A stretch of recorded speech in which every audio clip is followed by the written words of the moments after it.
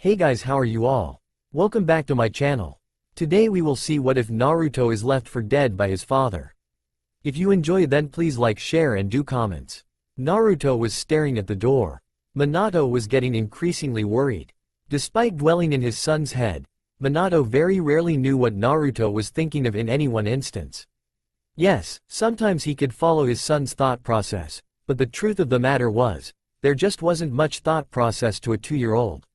Naruto was not a silent or still baby by any means, always preferring to badger Minato for a story or to play with his toys. That wasn't to say that Naruto couldn't be still, but when that happened, it was usually related to a brilliant idea that Minato would definitely have stopped if he had a physical body. As it was, he had been forced to watch Naruto almost kill himself at least 12 times, despite the fact that he was nearly always in a room that he should have known inside out by now. Some time ago, Naruto had been quite willing to listen to anything that Minato said, but Minato must have said the word no one too many times, because Naruto had taken to that idea like a fish in water. No pun intended for his name. Now, Naruto couldn't seem to get enough of shouting the word no at the top of his lungs, and then promptly diving off into another dangerous stunt. And the worst part of it was, Minato had no physical body to do anything about it. And that brought Minato back to the present, worrying over what new idea his son had come up with and what it would do to him. And then, Naruto nodded to himself, and took a step towards the door. Minato felt his heart flutter at the sudden movement. What was Naruto going to do? Was he going to attempt to set the room on fire again in an effort to become a dragon, or destroy the window trying to throw his blocks like kunai, or, oh Kami no, try planking again? But all Naruto did was walk up to the door, lifting an arm and resting the palm of his hand against the cool wood. And then, he pushed. Nothing happened. Naruto's face gained a frustrated expression as he pushed again, shoving all his weight into it. Minato blinked in surprise, having expected something much more hazardous, but it looked as if all his boy wanted to do was to open the door. He admitted that it had been a long time since Naruto had stepped out of his room. Kimiko-san had taken them out before, but she had not come to visit for 6 months now, and Minato would not be surprised if Naruto had forgotten about those cases already. A toddler's memories were short, and it was already quite an achievement from Naruto not to have forgotten about Kimiko-san completely. As it was, Minato knew that the only time he really thought of her was when the Sandame came over with new gifts, and Naruto wondered why his Miko-san did not give him anything anymore. Naruto was still pushing at the door, his face gaining an unpleasant shade of red. His voice was loud, shrill in his desire, out. Minato chuckled. Now that he had determined that going outside might not be a bad thing, he decided to help Naruto with this. Naru-chan, he said, pausing a moment as he waited for Naruto to stop pushing and listen to him. Eventually, his boy did stop, panting heavily as he leaned against the door. Naru-chan, that isn't the way to open a door. Tell me, how did you know that the door led to the outside anyway? Naruto blinked, taking a step away from the door and pointing one stubby finger towards his crayons, which the Sandame had gotten him just 2 weeks ago. And then, he pointed towards the door. Gramps go. Nurse go. You're so smart, Naruto. Minato couldn't help but coo, before calming down a little. You're right, of course. That is where Gramps and the nurses come and go. But think back, did they do anything special to get in and out of this room? Did they do anything to the door besides push it? Little Naruto's face screwed up in concentration, but Minato was sure that he would get it. Sure enough, it was only a moment later that Naruto's face lit up, and Minato didn't have to be able to read his mind to know that Naruto remembered. Doorknob. Minato beamed. Yes, Naruto, it's the doorknob. You have to turn it, remember? Alright, now try again. Happily, Naruto obliged, and this time he opened the door in one try. Naruto let out a whoop of joy, giving a quick, "Thanks daddy," before racing off into the corridors. Racing, of course, was a relative term. Naruto wasn't quite good enough on his feet to run yet, so he only walked as fast as he could.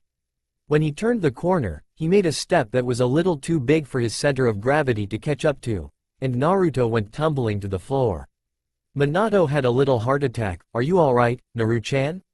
OWW. Naruto bemoaned, but pushed himself to his feet anyway. It looked as if he were determined to not let a little bruise ruin his day. For a great deal of time they simply wandered around, lost. While Minato had memorized the routes when the Sandame or Kimiko-san had taken Naruto out, he did not know the layout of the whole orphanage.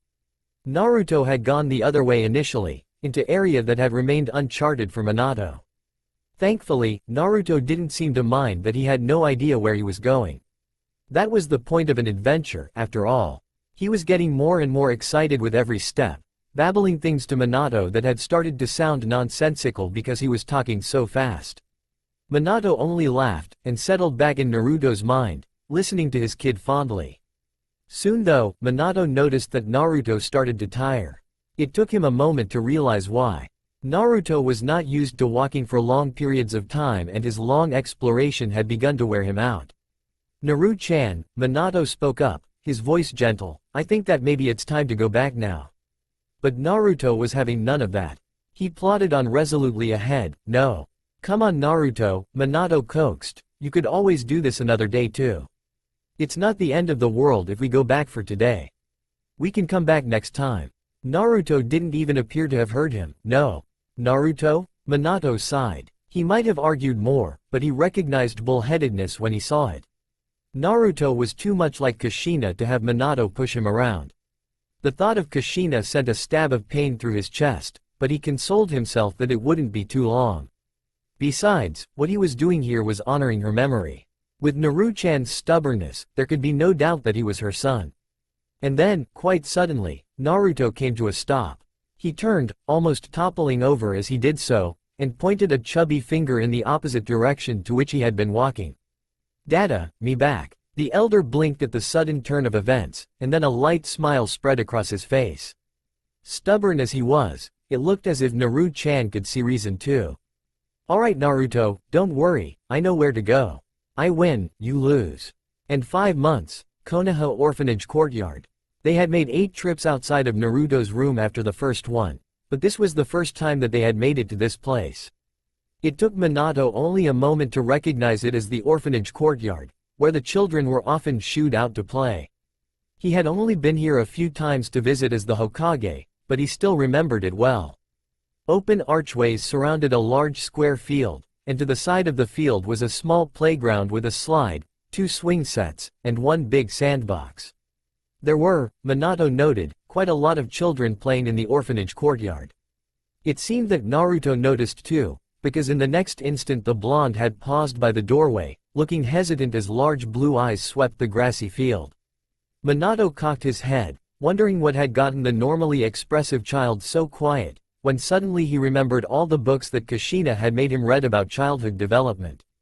He chuckled, a bit sadly, when he remembered the face she had made at him as she was explaining how boring those books were, and that she fully expected him to be there to tell her every little thing that she needed to do so that she wouldn't have to read them.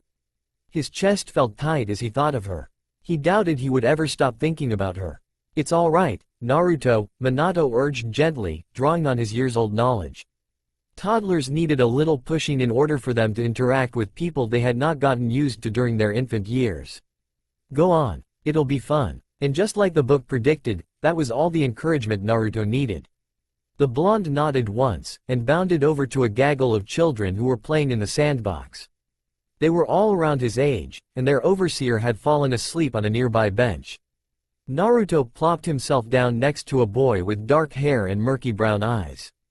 The boy glanced over, looking distrustful. "Introduce yourself, Naru-chan," Minato said, sending an image of a person holding out their hand as they waited for their companion's reply. Minato had discovered that he could send images into Naruto's mind not too long ago. That was mainly due to the fact that Naruto had only begun to understand what was happening and speak clearly about it not too long ago. It was with a guilty feeling that Minato realized that he had probably been doing so before, but had not distinguished between thinking his own thoughts and sending them directly into Naru-chan's mind. After he had found out what he could do, however, Minato had made sure to test what constituted as a thought that Naruto would see too, and by now he had gotten a good grasp of the art. It immensely helped both Naruto's development. While Minato could not be physically there for Naruto, at least he could show Naruto what he needed to do. Plus, it made bedtime stories that much more interesting. Naruto, for once, did not argue Minato's suggestion. Usually he would be sure to make a few complaints before following through, but Minato thought that just maybe Naruto was too nervous to do that this time.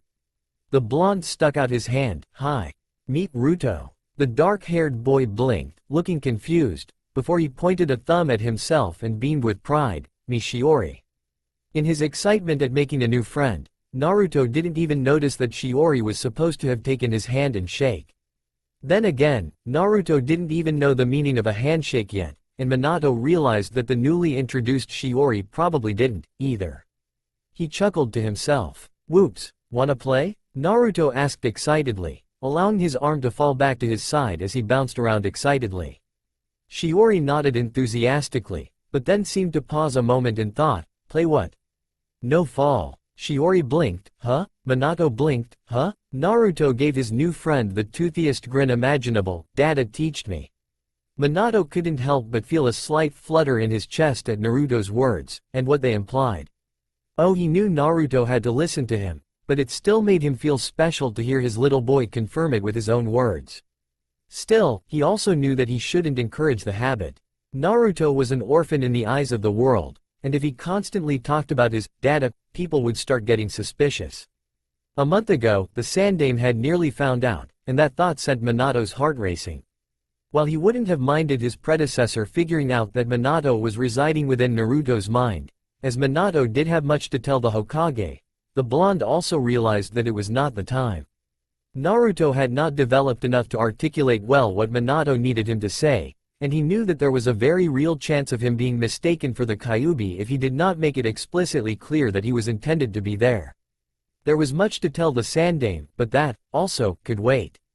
When Naruto gained more vocabulary, then Minato would begin thinking of a way to warn the Sandame adequately. For now, Minato made a vague note to himself to speak about that habit with Naruto later. "I done get it," Shiori admitted, who, not unlike Minato, was not following Naruto's thought process very well. Naruto pointed to the sand. "See? No touch." Minato made a noise of understanding as he finally saw where Naruto was going with this. He couldn't help but chuckle slightly, and maybe even feel a bit flattered. And then, Naruto pointed to the assortment of plastic buckets and shovels that were lying around untouched land. Done with his explanation, Naruto turned and grinned at Shiori. "Race?" Minato had invented a game with Naruto to play when the blonde got too bored with his toys. Well, actually, Minato had invented many games, but it seemed as if Naruto had picked this one to share with his new friend. The rules were simple. The floor was the sea, and everything else was land. The goal was to get across the room without falling into the sea. The previous Hokage had invented it in order for Naruto to have fun, but there was a tiny voice in the back of his head that niggled at him about how great the game was for developing balance and spatial awareness. Minato resolutely ignored that voice. While he knew that Naruto would eventually have to begin ninja training so that he could cope with Madara, it didn't mean that it had to begin right now. Minato wanted his boy to have his childhood, first. Shiori's face was scrunched up in confusion as he tried and failed to understand. Finally, he shook his head in frustration. "No look fun. Me play sandcastle." Naruto gasped, and then his face too scrunched up, although it wasn't in confusion. Sending an impending storm, and was that the crack of lightning he heard in the distance? Minato hurried to intervene. "Wait, Naru-chan. Shiori-kun here probably just doesn't understand how this game really works, which is why he doesn't want to play it. Your explanation was great, but I think he needs a demonstration too, just like the one I gave you. How about you show him first?" The clouds on Naruto's face instantly cleared. "Okay," Naruto chirped, and hopped over to the start line. Shiori frowned, but Naruto ignored him this time. The smaller blonde took a deep breath, and began hopping. He wobbled as he landed on the first plastic mold, and Minato had to wince slightly at the small crack that came from the toy. The game wasn't the best one to play without appropriate materials, but Minato couldn't very well take his permission back now that the game had started. Naru-chan needed the confidence, and Minato was not going to take that away, even if it did involve breaking a few things. Naruto's arms cartwheeled, but he finally managed to bring himself back into balance. He was standing on one foot, the other a few millimeters from the ground. Shiori watched wide-eyed. And then, Naruto sprung again, landing on the next plaything, and then the next and the next. Finally, he made it to the other end of the sandbox, and stood triumphantly, grinning at Shiori. By this time, it was not only Shiori who had taken notice of Naruto. All the children were chattering excitedly, pointing at Naruto and his course. Soon, it was revealed that they wanted to try too, and Naruto was more than happy to oblige. Race! Race! Naruto squealed, shooting back towards the start line. The others quickly followed, not wanting to be left out. Finally, they were all lined up on one end of the sandbox. One of the older kids decided to put himself down as the referee, probably because he was one of the only ones who could really count. Alright guys. 3, 2, 1, go! There was a yell of excitement, and then things just went downhill. There were too many at once, and more kids drowned than landed on land. The children were pushing and shoving at each other, all intent on winning the race first. Minato felt a flare of worry. Naru-chan, maybe we shouldn't be playing this right now. You could get hurt. The game itself was one that had the danger of pain, but Naruto had played it so many times that Minato was hardly ever worried now about him falling. However, Naruto had never played it with other children before, some of which who were older than him. Minato was worried that he would get shoved and a fall in the sandbox couldn't be fun. Naruto, however, ignored him, just like he had always been doing recently when the situation didn't suit him. A lot of children fell, and began crying, although Minato dryly noted that they were more shocked than in any actual pain. In some ways, children could be more devious than his best Junin. But it seemed like all the other toddlers understood the trick, because none of them paid any attention to the fallen ones. Hey, Naruto shrieked in excitement, shoving just as eagerly as the others. Unfortunately, all this noise woke their overseer up. Minato noticed out of the corner of Naruto's eye much too late, but even if he noticed it earlier, it wasn't as if he could have done anything. Naruto was too caught up with his new friends to listen to his father. The nurse stirred, blinking one eye open and squinting as she adjusted to the sun. And then, her gaze landed on the sandbox, and suddenly she no longer seemed sleepy. What is going on here? She shrieked, standing up in one hurried motion as she took a step towards the playground. Her eyes swept the area, taking in the scattered remnants of the crying orphans and the sight of the bigger toddlers looking as if they were engaged in a fight. Her face turned a bright red. The children engaged in the game of no fall froze. The woman put her hands on her hips, her eyes narrowing dangerously. All the children straightened, and Minato suddenly got the feeling that they knew her very, very well. Or, they knew what she was like mad. Well, we play game, the boy who had counted down earlier said hurriedly. Thankfully, toddlers had no concept of tattling at the moment, because no one gave him harsh glares. Instead, they were all staring at their feet guiltily. The boy pointed at Naruto. He taught us. Unfortunately for the boy, Minato did have a very acute concept of tattling. He closed his eyes, and told himself that it was only a toddler, and it would be beyond ridiculous to get mad at a 3-year-old. It wasn't working very well. Inwardly Minato mused on how Kakashi might react if his mellow sensei stringed up some poor 3-year-old by the ankles and left him hanging there. Kakashi might even drop his mask in shock. That got him to chuckle, and to wonder where Kakashi was right now, but then the nurse began speaking again and Minato had to file the thought for later. Oh really? The nurse began, her voice sickly sweet. She turned to the blonde boy, the anger rolling off in waves. And then, she suddenly seemed to spot something, and her eyes flashed in recognition. The anger cooled, the tension leaving her body. When she spoke, her voice was as cold as the early frost. Ah, I see. Naruto, who had opened her mouth to say something, suddenly paused, shifting uncomfortably. Minato frowned sadly as the woman seemed to have recognized Naruto, once again not for whom he was, but for what he was. Naruto never did seem to do well around those people. I'm not sure who took you out of your room, brat, the woman continued, the tone of her voice making even the other children shiver. But you will not cause any more trouble here, understand? Naruto bit his lip, and looked down. Minato sighed, and sent an image of him ruffling Naruto's hair to the boy. Naruto didn't respond. Even after all this time, Naruto didn't know how to deal with the nurses. He had once tried to throw a temper tantrum with them as he had often done with Minato, but unlike Minato who at least tried to calm him, the nurses simply left. Sometimes they even gave Naruto a few choice words as a parting gift. While Naruto did not know what most of the words meant, he understood the tone easily enough. Naruto was an exuberant boy, but Minato was sometimes reminded very harshly that his Naru-chan was still very much a fragile child. "Naru-chan, let's go," Minato said gently, "I'll teach you a new game, alright?" For the first time in a long time, Naruto didn't argue. Paper Match Family. And 8 months, Naruto's room. Blue eyes were narrowed in concentration.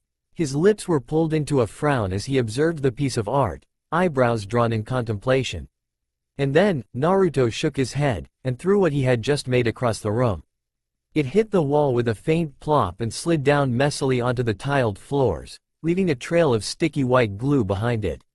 "Ah, Naru-chan," Minato said with some strain in his voice, casting his eyes around desperately.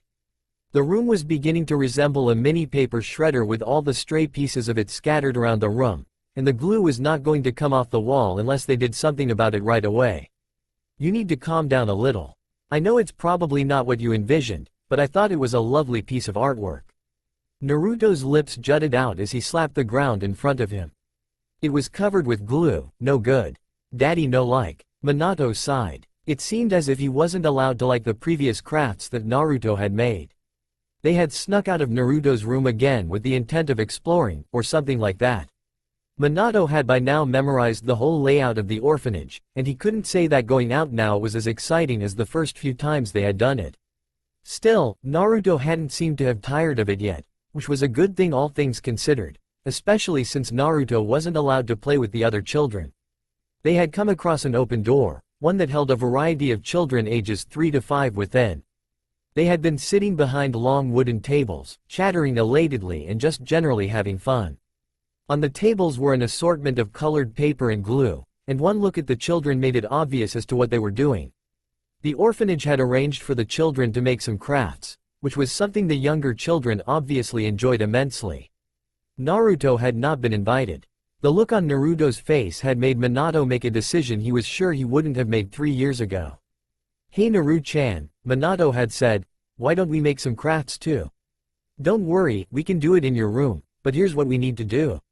They had waited until the caretaker had left for a quick bathroom break, and then Naruto had hurried in and taken as much paper and glue as his little arms could carry. The other children had seen him, but Minato doubted that the nurses would do much about it even if they said anything. The nurses seemed to want to avoid Naruto more than anything else, and he was highly doubtful that there would be a confrontation. After all, Naruto making a few paper dolls could hardly harm anyone. They had come back to Naruto's room after that, just as Minato had promised.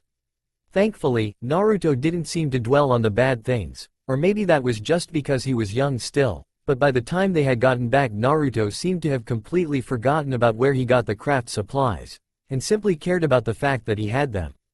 And then he started trying his best to make things, just as he had seen the other children do. Needless to say, he hadn't been very successful. If Minato were to be honest, Naruto's people, or animals, or houses, did seem to resemble colored blobs that were oozing with excess glue. Minato had tried to give some instruction, but he wasn't very good at this type of thing himself, and Naruto might have even gotten more confused. At least Naruto hadn't thrown a temper tantrum yet. Minato was getting a headache even thinking about how much of a disaster that would be with Naruto's new materials. HHMMMM. Naruto thought aloud, stroking his chin. His hands, still covered with glue from the floor, spread the sticky white material all across his face. Minato winced. It was going to be a nightmare washing that out, especially when the nurses were none too gentle in giving the little blonde his baths. As time grew, Minato found himself becoming more and more frustrated with Naruto's treatment. He wasn't sure why that was. It had not changed a widget from when Naruto had first been placed in the orphanage. Perhaps Minato was just irate about the fact that nobody could see what a little angel his baby was despite the fact that Naruto had already been with them for nearly 3 years. Perhaps it was because he had nothing else to really occupy himself with outside of being mad. It did not bode well. Minato had very rarely gotten angry during his lifetime, and he did not understand what changed. Had death really been so hard on him? Or maybe, he thought hesitantly, or maybe it was simply the fact that I'm really missing Kushina. That explanation didn't quite seem to fit though. It wasn't that he didn't understand the nurse's plight. If it were not his own son who was Naruto, and if not for the fact that it was he who had doomed the boy to such a fate, Minato might have even taken a similar stance. He personally knew that he would wish to avoid the painful reminder of his losses every day. After all, the people were not blinded. They could be stupid, yes, but they were not blind. Minato knew for a fact that at least 90% of Konoha knew that little Naruto couldn't possibly be the Kyuubi reincarnate, but they simply chose to ignore that fact and able to have someone to push their own pain towards. Minato understood that, so why was it so hard nowadays to keep that calming outlook? It was all so muddled. Kushina was supposed to be the one who got angry and emotional. Minato was meant to be the one to calm everybody down and cheer everybody up. He was not supposed to be the one declaring death threats every time somebody glanced at him the wrong way. And then, quite suddenly, Naruto clapped his hands together, an enlightened expression on his face and drawing Minato out of his thoughts. He quickly got to work, burrowing himself in deep concentration as he did so. Minato might have been impressed by it if it weren't for the fact that Naruto seemed to forget that Minato was there during that time, and couldn't hear anything Minato said as a result. The consequence: their once clean room had become the Cookie Monster's lair. Naruto worked furiously. If Minato thought that Naruto had been working hard before, the little boy was practically running laps around the walls of Konoha now. His tongue was poking out of the corner of his mouth as he tore up the untouched sheets of paper and swabbed them together in a pattern that he hadn't done before. When he was done, Minato's breath caught in the back of his throat. All those picture books, all those stories that he told. He had known that it wouldn't be a good idea. Naruto had made 3 figures. 2 tall, and 1 very small. The figures were standing side by side, the small one in the middle of the 2 tall figures. The one on the left kept toppling over because Naruto hadn't made it quite right, but Naruto was adamant in pushing it up every few seconds so that it would stay in its place. Finally, Naruto seemed to get fed up, and pushed out a swab of glue on the floor, and stuck the figure to the left within it so that it wouldn't fall over anymore. Minato could not find the words to scold him. Naruto beamed at his finished project, and quickly scooted back so that he could have a better look at them. He appraised them proudly, before tossing away the glue bottle and clapping his hands together. "Daddy-like?" Minato smiled weakly, and tried to say something. It came out sounding forced. Yes, very nice." Naruto giggled in delight, thankfully not having caught Minato's less than stellar response. He pointed to the figure to the right, "Dada." Minato briefly closed his eyes. He had thought it would be like this, but he had hoped. Naruto pointed to the figure in the middle. "Me, this hurt a lot. Why did he have to go through with this?" Naruto pointed at the last figure, and Minato knew that the culmination of events could only lead to one ending. He almost wished that Naruto wouldn't say it, except that he knew it would be terribly unfair to the child, especially when Naruto had worked so hard for this. And then, Naruto beamed, showing off all his teeth with his brilliant smile. "Mummy." Minato swallowed, feeling his throat close up and something that felt suspiciously like tears sting his eyes. He pushed it all down, knowing that he had to say something and not caring if his voice came out a croak, because Naruto needed the assurance. "Yes, Naruto, that's Mummy. Kushina, how I wish you were with us. Cloudy with a chance of rain. 3 years, 2 months old, Konoha orphanage." To be quite honest, Minato wasn't sure that Naruto was ready for the outside world yet. He was only 3 years old, and had only just learned to run properly. Still, the orphanage had been abuzz for weeks about the big news, and Minato had heard that the event was happening today. He wanted Naruto's first day outside the orphanage to be something special, and what was better than witnessing firsthand the signing of the Konoha-Kumo Treaty, something that was sure to bring peace. Certainly, Naruto wouldn't appreciate it as such, but Minato was sure that his boy would thank him when he turned older. Besides, it wasn't as if Minato was going to make Naruto stay for the whole thing. He would also take Naruto to the places that the 3-year-old would find interesting. He had told Naruto about his plans, and Naruto had hardly been able to sleep the past few days, so excited was he. He had been bouncing off the walls. Literally. It was another unfortunate game that Minato had thought would be good at the time, and turned out into something else under Naru-chan's guidance. Now, the day had finally come. Naruto snuck out of his room easily enough. The gates were more of a problem. They were designed to be light enough for a full-grown adult to open, but heavy enough so that the children would have a hard time getting out. Thankfully, Minato knew a way around this too. "Alright Naruto, now stick the seal on one of the bars," Minato instructed. Naruto nodded and rummaged through his pockets. A few seconds later, he brought out a large, folded-up sheet of paper. He quickly unfolded it. At the center of the page was a unique drawing. It was a circle with many lines running across it, intertwined in complex patterns. The drawing was a lightening seal, meant to, well, make inanimate objects lighter.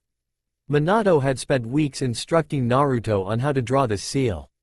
They had created a mini mountain in Naruto's room with the amount of crumpled-up paper that Naruto had thrown when it was evident that he had yet again drawn it wrong.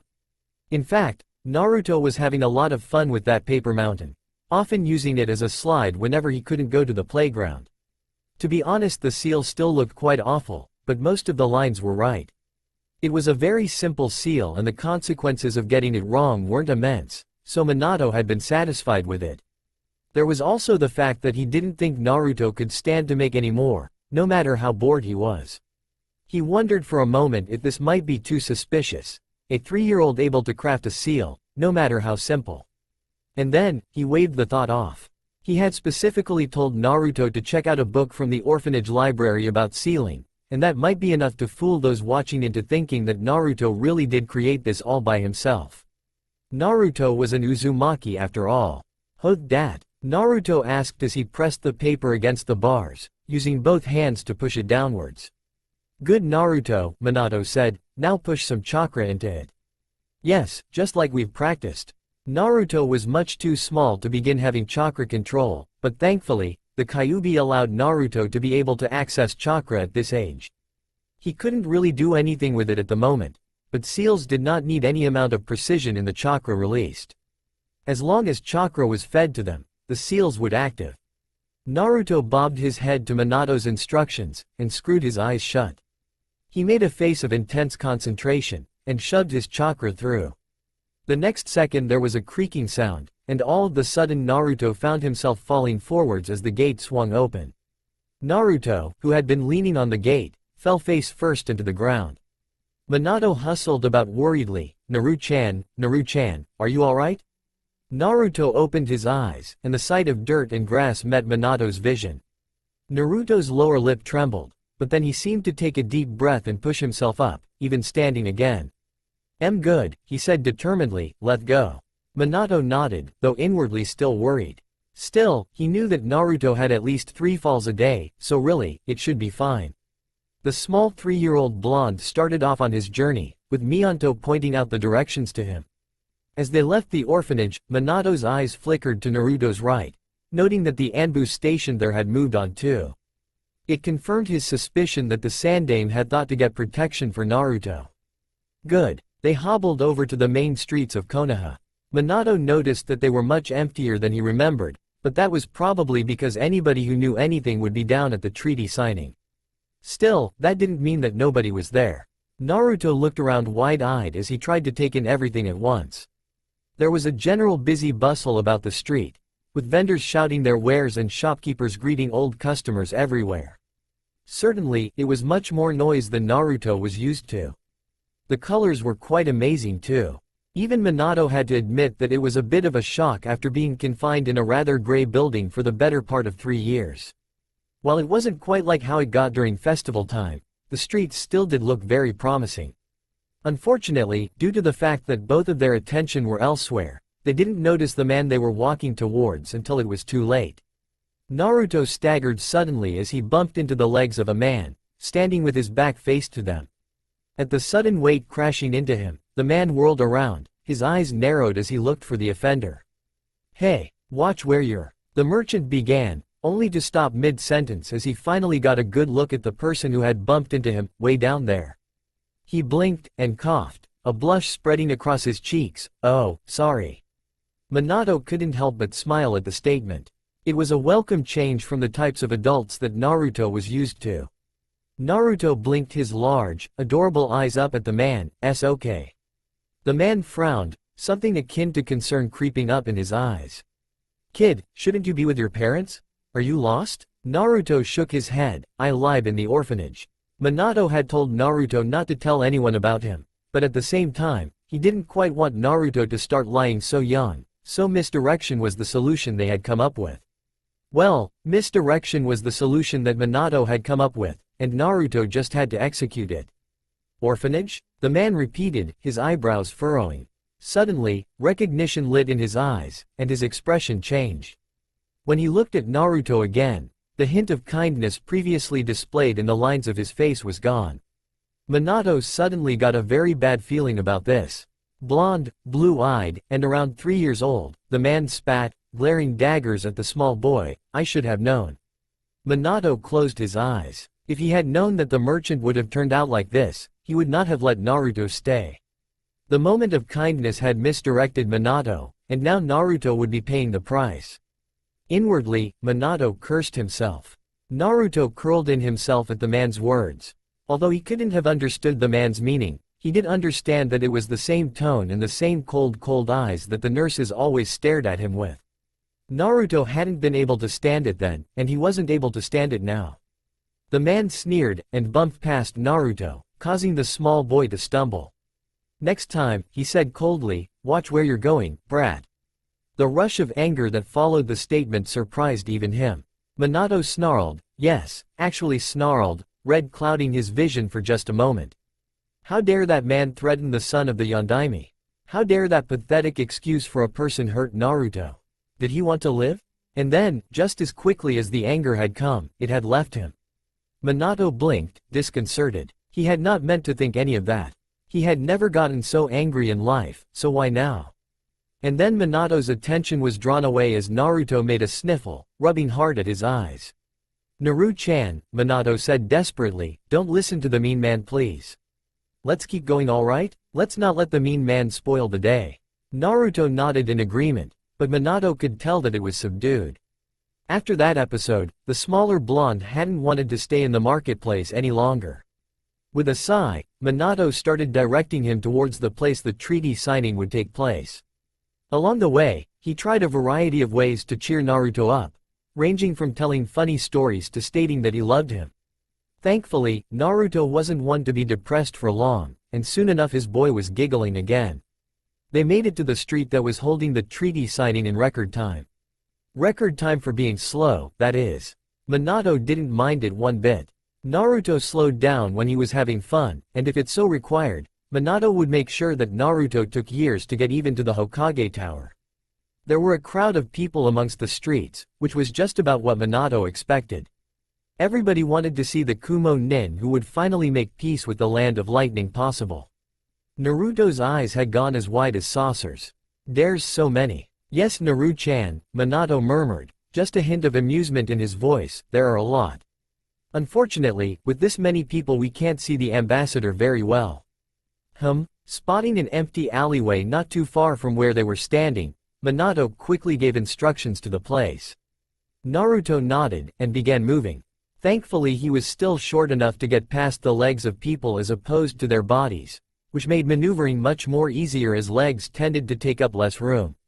Soon, Naruto had found the spot which half hid him from the crowd, but easily allowed him to see the Kumo Nin. It really was quite a dirty place, and Minato wouldn't have been satisfied with it normally for his son, but this was a special occasion. It would be a mark in the history books, and he wanted it to coincide with the first day his son had gone out. Naruto frowned after 2 minutes. The Kumo ambassador was receiving congratulations from the other ninja, and replying with his own messages of flattery. Naruto made a face, and stood. Wait, Naruto, Minato said, instantly understanding Naruto's aim and trying his best to circumvent it. It wouldn't do for Naruto to leave before it all begun. Stay here for a bit, please? Boring, Naruto complained, but obliged anyways. Minato smiled, and sent an image of a boy's hair being ruffled. His smile turned a bit sad and he couldn't help but wish that it didn't only have to be an image. Thanks Naru-chan, you're the best, Minato whispered. I'll tell you a really cool story when we get back, alright? Naruto's grin turned wider. One about Iwa, he prompted, earning a laughing, yes, from Minato. And then, Naruto plopped to the ground, sitting down half hidden behind the wall still, but keeping the crowd of people in sight from the corner of his eyes. Done adjusting himself, Naruto picked up some stray twigs and stones, and started doodling on the road. Minato only sighed as Naruto's attention turned elsewhere, but he noticed from Naruto's stance that he himself was still able to see the happenings. He was surprised for a moment, before a soft smile spread across his face and a warm tingling welled up inside his chest. Naruto was very thoughtful. Deciding not to waste his gift, Minato turned his attention back to the proceedings. The Kumo ambassador was talking easily enough with the major clan leaders of Konoha, and with Naruto's excellent hearing, Minato was even able to make out what they were saying. It felt refreshing to hear some language that was his level, even if Minato wasn't quite fond of flattery himself. And then, suddenly, the Kumo ambassador's line of sight changed. He had swept the crowds, using the gesture to emphasize something he said, when his eyes alighted upon Naruto. The Kumo ambassador's eyes flashed with something. Minato wasn't sure what, but suddenly he felt as if he didn't want to stick around to find out. Naruto. Naruto's head snapped up, catching the eye of the Kumo ambassador, whose eyes had narrowed before he turned back to the other nin, chatting as if nothing had transpired. Minato felt a wave of panic. "Naruto, I think it's time to go," Minato said quickly, trying to keep his voice as calm and nonchalant as possible as to not startle his boy, but he was finding it hard. Thankfully, Naruto didn't complain about leaving. He had been getting more and more obedient over the past months, and was finally growing out of what had been universally agreed upon as the terrible twos. Minato couldn't be more glad for the timing. Naruto got up from his place on the ground, only brushing off his clothes at Minato's gentle reminder. "Did you catch cold?" Naruto asked curiously. There was a bit of a silence, in which Minato didn't really know what to say. He wasn't sure where the question had even come from. Still, he was touched by the thoughtfulness. "No, Naru-chan, but thanks for asking," Minato said warmly as Naruto bobbed his head down in pride and skipped out of the alley. Already he was feeling the sensation of danger leave him, and he couldn't help but feel that he had been a little foolish to be so alarmed back there. After all, Minato thought fondly, Naruto is a cute child. The Kumo ambassador probably just wasn't expecting that. There's no way that Naruto could be connected to me so easily. There are plenty of blonde orphans running around here. Still, there was no more reason to stay. Naruto have obviously gotten bored, and despite the logic of it all being nothing, Minato decided that it was better to be safe than sorry. "Oh, by the way, that was a very nice bunny that you drew back there." The smile fell off Naruto's face, a glum expression crossing his features as he stared down at his shoes. It was a lion. Naruto was sprawled belly first across the floor, his chin resting on the palms of his hands as he squinted at the tome before him. He was propped up by his elbows, and occasionally he would slide one arm out to flip a page, which was very rare, or point to a word that he didn't know, which was much more common. He pulled the lever, Naruto. Labor all the way down to Wura, it said, full steam ahead. Minato beamed in pride as his son successfully read the last sentence on the page. "Great job, Naruto. That was all correct." They'd been working on reading for ages now. Naruto hadn't been getting it very quickly, but Minato was patient. It helped that they didn't have a lot else to do, cooped up in Naruto's room as they were. Naruto closed the book with a soft twop, and pushed himself to his feet. Grabbing the book again, he totted over to the large pile of picture stories stored in the corner of his room, and placed his book gently on the top stack. Minato had been adamant about keeping things clean, and now it had become habit for Naruto too. "What next?" Naruto asked excitedly, scrutinizing the pile of books with an almost expert eye. While Naruto hadn't taken to reading at first, when he realized that the best stories were told by books and that if he read them himself, then he wouldn't have to rely on his daddy, Naruto had become a regular bookworm. Minato chuckled, "Naru-chan, you've already read 3 books today. Wouldn't you rather do something else?" Naruto thought for a moment, his head poised cutely to the side. Finally, he nodded. "Okay. Game." Minato beamed. While he loved the fact that he had gotten his Naru-chan reading, exercise was important too. "Alright, now, which game shall we play?" "Let's see, we played mix match yesterday, so how about, here's a game we haven't played in a while. Do you still remember this one, Naruto? The floor is the sea, the carpet is the land, and you." "No fall," Naruto said, but Minato noticed that there was something wrong with his voice. Naruto was looking down now, tugging at the edge of his shirt. "I don't want to play that." Minato opened his mouth, and then closed it. To be honest, he had forgotten about that disastrous day in the courtyard where Naruto had gotten in trouble for playing a game that Minato had made up. It looked like Naruto still hadn't quite gotten over it yet. A small frown spread across Minato's features. Now that he thought about it, there were a lot of things his Naru-chan didn't do that could be attributed to a past event. Such a trait would not do. He did not want Naruto to become a turtle who hid from the world. That decided, Minato decided to change topics. He smiled, making sure to keep his voice light. Alright then, if you don't want to play that game, it's fine. Say, it's been quite a while since we ventured outside. You've been cooped up for 2 months. So, what do you say to taking a break and going out to play today? A look of panic flashed across Naruto's face, and he instantly turned back to his book stack. No. I want to read more about George. I knew it, he really is afraid of the outside. It isn't even the novelty of it. It's the villagers. George will still be here when we come back, Minato said gently. He's a tough little monkey. Come on Naruto, you haven't been outside since our last little outing 2 months ago. Surely you don't want that to be your last trip? Naruto's face fell. I don't really like the outhide. Can we just stay in here? The look on Naruto's face almost made Minato give in. Almost. Just this once though, Minato knew for a fact that what he had suggested was better for Naruto in the end, so he didn't let up. Come on Naruto, I'll be there with you. What's there to be scared of? Not scared. Just don't wanna. Minato frowned slightly. Naruto could talk much better now, and very rarely dropped pronouns. It spoke to how worried the little blonde was. He let out a sigh. He supposed that the best way to do this was to get to the root of the problem. Naru-chan, you don't like the looks that the other adults give you, right? Minato said tenderly, but it's alright, really. The villagers are scared of things that they shouldn't be, and fear makes them act irrationally. They don't really mean to hurt you, so just ignore them for now. Let's have fun doing the other things that can be done outside. Naruto frowned doubtfully, and Minato waited patiently for his reply. He knew he couldn't rush his baby's answer.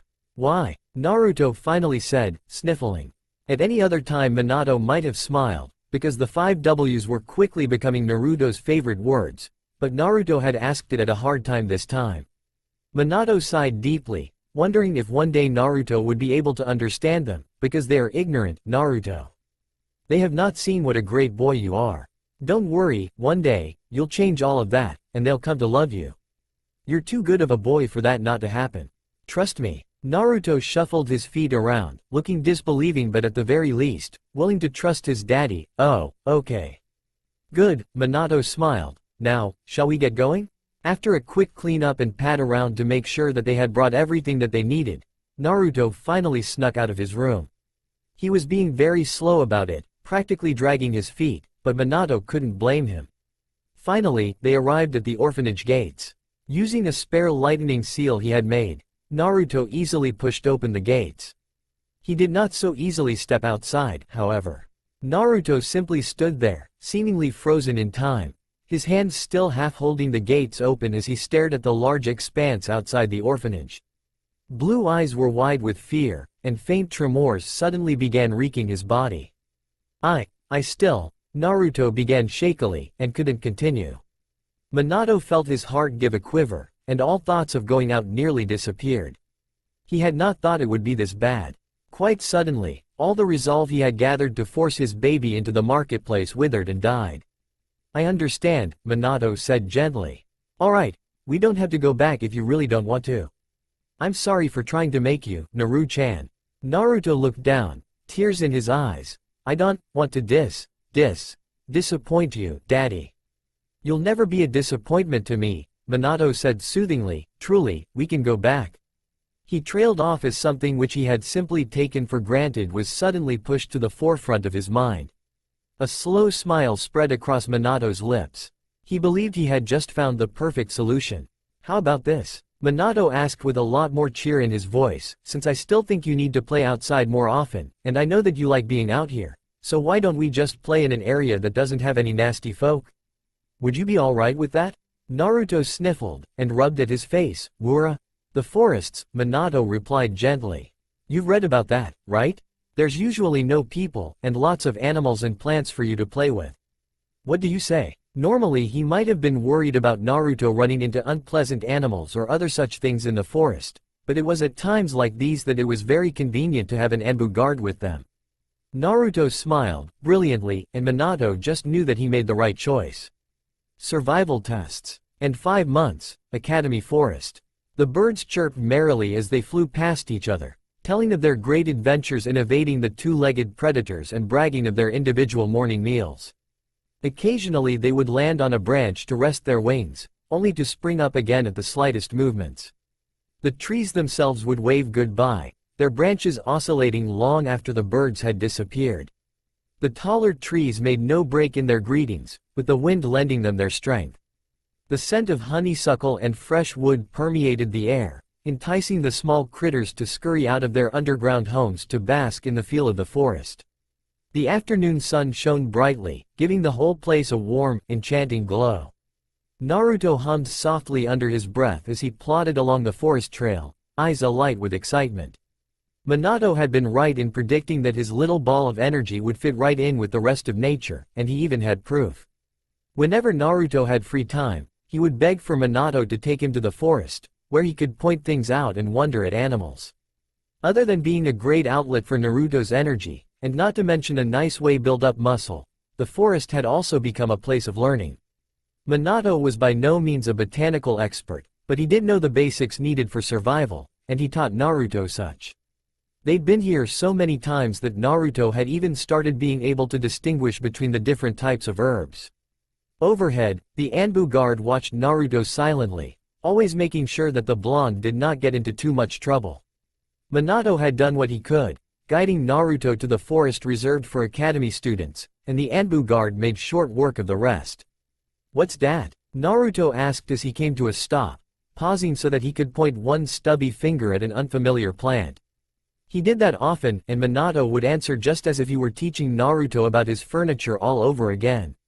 Minato took a moment to examine the plant, the images of various flowers coursing through his head. When he realized which one it was, he smiled. "It's marjoram, Naruto. It's a great spice to use when you've just caught fresh meat, which is rather tasteless if I must say." Naruto nodded, his tongue rolling with the new word as he committed it to memory, marjoram. They continued on their way. It was afternoon already, and soon it would get dark. The difference might not be so noticeable in the village, but it would be huge in a forest such as this. Naruto knew that Minato would ask him to go back soon, so little Naruto wanted to get as much exploring done as possible. Minato watched in contentment as Naruto ran around chasing butterflies for a bit more, but eventually, it was time to go. He opened his mouth to tell his son so, when suddenly, they heard some voices. "Ait," as if Shuru, who was the one who failed the survival portion of the exam last year. Naruto, ever the curious one, stopped chasing his butterfly and instead, started towing towards the voice. Minato found that he was curious too. Although the tone was crass, the voice itself was high-pitched and feminine, pointing to a small girl. Plus, the Anbu had evidently not seen these people as a threat, so it should be relatively safe. When they made it to the source, they spotted 3 children sitting in a small clearing, backpacks scattered across the field. Naruto quickly hid behind a tall tree, observing them from a distance. There were 3 boys. One was holding up something that looked like a mushroom, while the other 2 stared at him contemplatively. They looked to be about 8 years old. Minato blinked, and belatedly realized that they must have been here for the survival test, where the academy students had to stay in the forest for one night and survive. It was actually the safest activity ever, as there was nothing in the forest that could possibly hurt anyone, but the students didn't know that. He did remember going through it when he was younger. "So Yuta, do you think this is edible?" The boy holding the mushroom was saying, turning to look at the boy with red hair. With a flush, Minato realized that the one holding the mushroom wasn't a boy at all, but rather, a girl. Her coal-black hair was cropped short just like a male's, and her clothing did not distinguish her, but when she had turned her head, Minato had caught a glimpse of her face, and he knew then that mixed with the sound of her voice, she could definitely not be classified as a boy. The boy dubbed, Yuta, replied, looking as if he were thinking hard as his brown eyes scrunched up in thought. His pallid face was dotted with freckles, which only served to look more ridiculous as his overly large glasses slid slightly off the bridge of his nose. "I think so, Kaoru. That mushroom, it doesn't have any bad spots, does it?" Naruto gasped, and hopped out of his hiding place. Kaoru, who had her back facing them, didn't notice, but the other two boys did. Their eyes widened considerably as Naruto pointed one accusing finger at the mushroom. That's poisonous. Kaoru snapped around. Holy shit, what? And then, the boy who hadn't spoken yet, which Minato could only presume to be Shuru, let out a loud, exuberant laugh. Wow, amazing kid. See Kaoru, I told you, that mushroom's no good. Naruto, who had flinched back from Kaoru's yell, suddenly beamed at the dark-haired boy's praise. Blue eyes lit up as he emerged from the woods, running over to where the three were seated. And then, he took a deep breath, examining the mushroom closely before nodding seriously. That's Kaleidosaibi, forswear. Kaoru was apparently too stunned to stop him. Shuru's grin went from ear to ear. He turned lazy black eyes to the only female member of their group. Didn't I tell you, Kaoru? You shouldn't have doubted my all-seeing eyes. Stop making fun of the Hyuga, the boy wearing glasses, Yuta, said in a clipped tone, and the mushroom was not dangerous. Kaleidosaibi is, how should I put this? It makes you poop, Naruto concluded, nodding his head sagely. Kaoru facepalmed, and Shuru let out another rambunctious laugh. Yeah, the girl muttered as she hit Shuru across the shoulder, laugh it up. You, kid, are awesome, the dark-haired boy said lightly. He reached out a hand, a wide smile spread across his face. I'm Shuru by the way, and I'm not afraid to make fun of the people who deserve it. You can count on me to back you up. Yuta and Kaoru shared a glance, which Minato not failed to notice. It went over Naruto's head though as the little blonde-haired boy took the hand with a giggle. I'm Naruto. A good name, Shuru murmured with a small grin as he shook the blonde's hand gently before letting go, earning another beam of delight from the little ray of sunshine. Looking as if he had decided that it would be his turn next, Yuta pushed his glasses up, the reflected light blocking out his eyes. Minato couldn't help but wonder amusedly if he were related to the Chunin named Ebisu, who delivered his reports in a similar manner. I am Shirayama Yuta, date of birth January 8, age 9, gender male, height 1.3 meters, weight 27.5 kilos, blood type B. It is my pleasure to meet you. Kaoru made a face. Quit it Yuta. You're going to scare the kid. As much as I'd hate to agree with the she-devil, Shuru said teasingly, I think you should tone it down a little, Yuta. Don't need to be so nervous, Naru-chan here's only a 5-year-old. 3. Naruto piped up. Shuru turned back to Naruto with an amused look in his eyes. What's that? I'm 3 years old. Naruto said with a big, toothy grin, holding up 3 fingers. Shuru blinked, and blinked again. And then, his jaw slackened. What, seriously? For the love of all that's holy, Kaoru said in surprise. We got outsmarted by a 3-year-old. Damn Naruto, you're good. Yuta pushed the still blinking Shuru to the side as he leaned in closer, the tip of his nose practically touching Naruto's. The brown-haired boy's eyes narrowed as he carefully scrutinized every inch of Naruto's face, although Minato seriously doubted that the close proximity would allow him to see much. Naruto giggled. Yuta said as he pulled back, pushing up his glasses once again. Very interesting. It seems that our little boy here is something of a prodigy. Off to the side, Shuru rolled his eyes good-naturedly. You didn't have to go in close to come to that realization. Yuta gave a loud sniff, crossing his arms and looking away, ignoring the other boy. Gy? Naruto asked in confusion, as Minato had never mentioned the word to him before. It means you're smart, kid, Kaoru said as she ruffled Naruto's hair. She had a slight but kind smile on her face. I'm Kaoru, by the way. I'm the eldest here, in both age and mentality.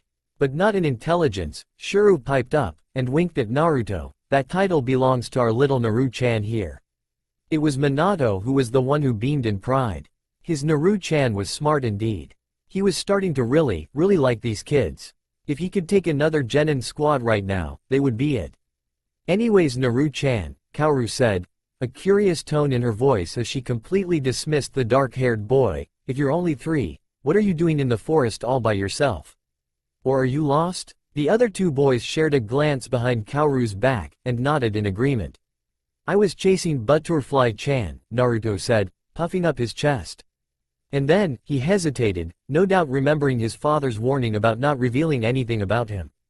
Instead, Naruto waved vaguely in the direction where he had come from, and I'm not by myself. Dears A. An Anbu with me. They never come out to play dough. Out of the corner of Naruto's eyes, Minato saw the Anbu stiffen in surprise. He winced lightly. It might not have been wise on Naruto's part to reveal that he was aware of them. It would be another report that would go back to Sarutobi and only serve to make the Sandaime more confused. The 3 9-year-olds' reactions were much easier to map. 3 pairs of eyes widened in surprise, and just the slightest bit of awe. Shuru turned his head, face half hidden from Naruto, but Minato could read his lips anyway. Clan heir? Shuru mouthed, a questioning look on his face. Yuta, at whom the comment was directed at, shook his head. Kaoru only let out a low whistle. Hot damn. That's something, Naru-chan. Stop swearing around a kid, Shuru said weakly, brushing Kaoru's arm with a good-natured punch. Kaoru rolled her eyes. Whatever. Naruto gained a curious expression on his face, and in that instant Minato just knew that Naruto was going to ask what swearing was. Hastily, Minato moved to intervene. Naruto, can you ask them why they're all taking this survival exam together? He had not allowed Naruto to hear any bad words as of yet, and he did not want Naruto to know of them until he was much older. He had let Kaoru's previous language go because he had been so delighted to find people who treated Naruto nicely that he hadn't really registered that he might not want those words around his baby, but now that it was explicitly clear, he would do his best to prevent that meeting. Naruto nodded and did as his father asked. The 3 looked surprised at the question, but it was Yuta who spoke first. Ah, so you know about that too then? How interesting indeed. We have known each other since our youth, and we have decided that this test is best taken with people who can be explicitly trusted. Yeah, we're like childhood friends or something like that. Kaoru snorted at the implications, but it's only 'cause our parents worked together on the same squad. Yep, Shuru chipped in, they wanted us to be all friendly like, and now it's gotten into habit to have Kaoru's yapping in the background. Couldn't relax if I didn't hear her dulcet tones. I'd be worried all day about when she'd unexpectedly pop up. He winked conspiratorially at Naruto. Naruto giggled. They spent quite a bit more time talking and just generally playing around, despite the sky getting dark and the chances of Minato getting Naruto out before evening fell grew less and less. Naruto just looked so happy, and Minato didn't have the heart to tell him that they should go. Thankfully, it seemed that they had arrived at the last day of the Academy survival test, because before long, a loud, chiming bell rang across the forest, signaling the end to the test. Naruto had been very visibly upset when the 3 Academy students told him that they had to go, but he brightened when they told him where to visit. All of that done, they headed back to the school grounds, waving goodbye to Naruto and erecting a promise from him to visit. And then, they were gone, leaving Naruto standing alone in the clearing. Naruto's head was bowed, his blue eyes wide. Minato felt a tingle of worry course through him as he wondered if Naruto was really alright with them leaving. He opened his mouth. Naru-chan. They had warm eyes, Naruto said as he looked up, interrupting Minato with a small flush on his cheeks. I think that I'll jibe the village Anothere TWRY. To catch a scarecrow. And 8 months, Konoha Market Square. And what's that one, Naruto? Minato asked with a smile, bringing up the picture of the article situated slightly to their left. Naruto turned towards the item, squinting his eyes as he thought hard about it. Finally, he nodded confidently, and pointed one chubby finger at the vegetable, asparagus. Minato beamed in pride. That's correct. They were learning their words in the marketplace, and Minato couldn't think of a better place to do it. The different scents and sounds really seemed to help out Naruto somehow, as if he were more motivated to learn in a crowded setting. They were currently inspecting a vegetable stand, though some distance away as to not disturb the business. The man tending the stand thankfully ignored them, allowing the 2 to continue on with their day of learning. Minato pointed out another piece of produce. And that one? Clementine. Good. You're amazing, Naru-chan. Wow, I think you got all of them on this cart. Should we move on to another stand? Naruto nodded happily and whirled around, intent on finding another booth to test his skills in memorizing the different objects of the world. He was used to this routine by now. Naruto looked around, his head going wildly to and fro as he tried to seek out another place to start. Naruto didn't go by convention, much preferring to learn what looked interesting rather than go row by row. Minato didn't discourage the habit. Minato hummed as he followed Naruto's gaze, making it a game to try and figure out what stand Naruto would choose. There was very little to do in his life, stuck in Naruto as he was, and he had to make up some forms of entertainment for himself. It was then that he noticed a distinctive but familiar head of hair poking out amongst the crowds. Naruto's gaze had moved on, but Minato wasn't letting it go that easily. "Hold up Naruto, look to your right," Minato cried, his voice just slightly higher pitched than usual. Naruto's eyes widened, startled and confused, but he did as his father asked. He had never heard Minato sound like that before, and Minato would have felt bad for scaring him, but his attention was solely focused on the figure he had thought he had seen. When Naruto turned his attention back to the area, and his eyes caught the unique form of the person again, Minato knew he wasn't wrong. There was no mistaking that flyaway silver hair, the tipped hiteate, or that thin black mask. Hitaki Kakashi was standing with his back ramrod straight in the middle of Konoha Market Square, looking intently at the arrangement of canned fruits set before him. There was no doubt that he was planning to buy his next assortment of nutritious if not tasteless foods, all for the sake of completing the mission. A hail of memories flooded Minato. How could he have forgotten about Kakashi? Minato was no fool. He knew that he was the closest thing that Kakashi had to another father, despite the fact that Minato was nothing like Hitaki Tsukumo. The blonde could not have hoped to match the ancient war hero in terms of paternity, as he had only been 17 when Kakashi was put onto his squad, and to be honest Minato had been a little overwhelmed by the job at that time. He did not know how to care for a 5-year-old, especially when that 5-year-old did not seem to want any caring. Nevertheless, one could not be on the same team for 8 years without growing bonds, and with their age difference, Minato's attitude, and Kakashi's past, it only made sense that the silver-haired boy had started to see something of a father in Minato. Minato had not been blind to it. He saw the way that the boy had hung on to his every word, only disobeying when his personal grievances against his real father came into play. And then, Minato had given his life to seal the Kyuubi, and Kakashi had been left alone again. There was still Rin, of course, but one person made a very short list of people that Kakashi could rely on. Before Obito's death, and that thought still sent a pang through Minato's chest, for he had failed Obito, Kakashi had made no efforts to find people whom he could share his pain with, and Minato had no doubt that fact never changed. The boy had only been 14 years old, and he had lost another father figure again. Minato felt so absolutely stupid and maybe just a bit cruel to have forgotten completely about his student. Naruto was not the only one who needed him, and yet by the time that Minato had come out of his self-imposed exile in Naruto's mind, Naruto was the only one he could see that needed help. Because of that, he had forgotten that there were others too in the world. Because of that, he had forgotten that there were still people yet who lived and needed life. He could not believe that he had been so wrapped up in Kushina's legacy that he had even forgotten about Kakashi. "Naruto," Minato whispered and quietly, urgently, "see that man over there with the spiky silver hair and black mask? We've got to go see him." Naruto bobbed his head obediently, not imagining that his father would request anything that was unreasonable. There was no doubt in Minato's head that Naruto thought this was just another game that he was inventing, when in reality, it was anything but. As they neared Minato's old student, Minato began to see things more clearly. Naruto skillfully weaved his way through the prongs of rushing people, but for once, Minato's attention wasn't on his son. There was a slump in Kakashi's shoulders that Minato had never seen before, not even when they had been forced to kill hundreds during the Great War. The way he was talking to the stand owner was more short and crisp than ever before, and there was an alertness in his stance that bespoke of borderline paranoia. It was worse than he had imagined.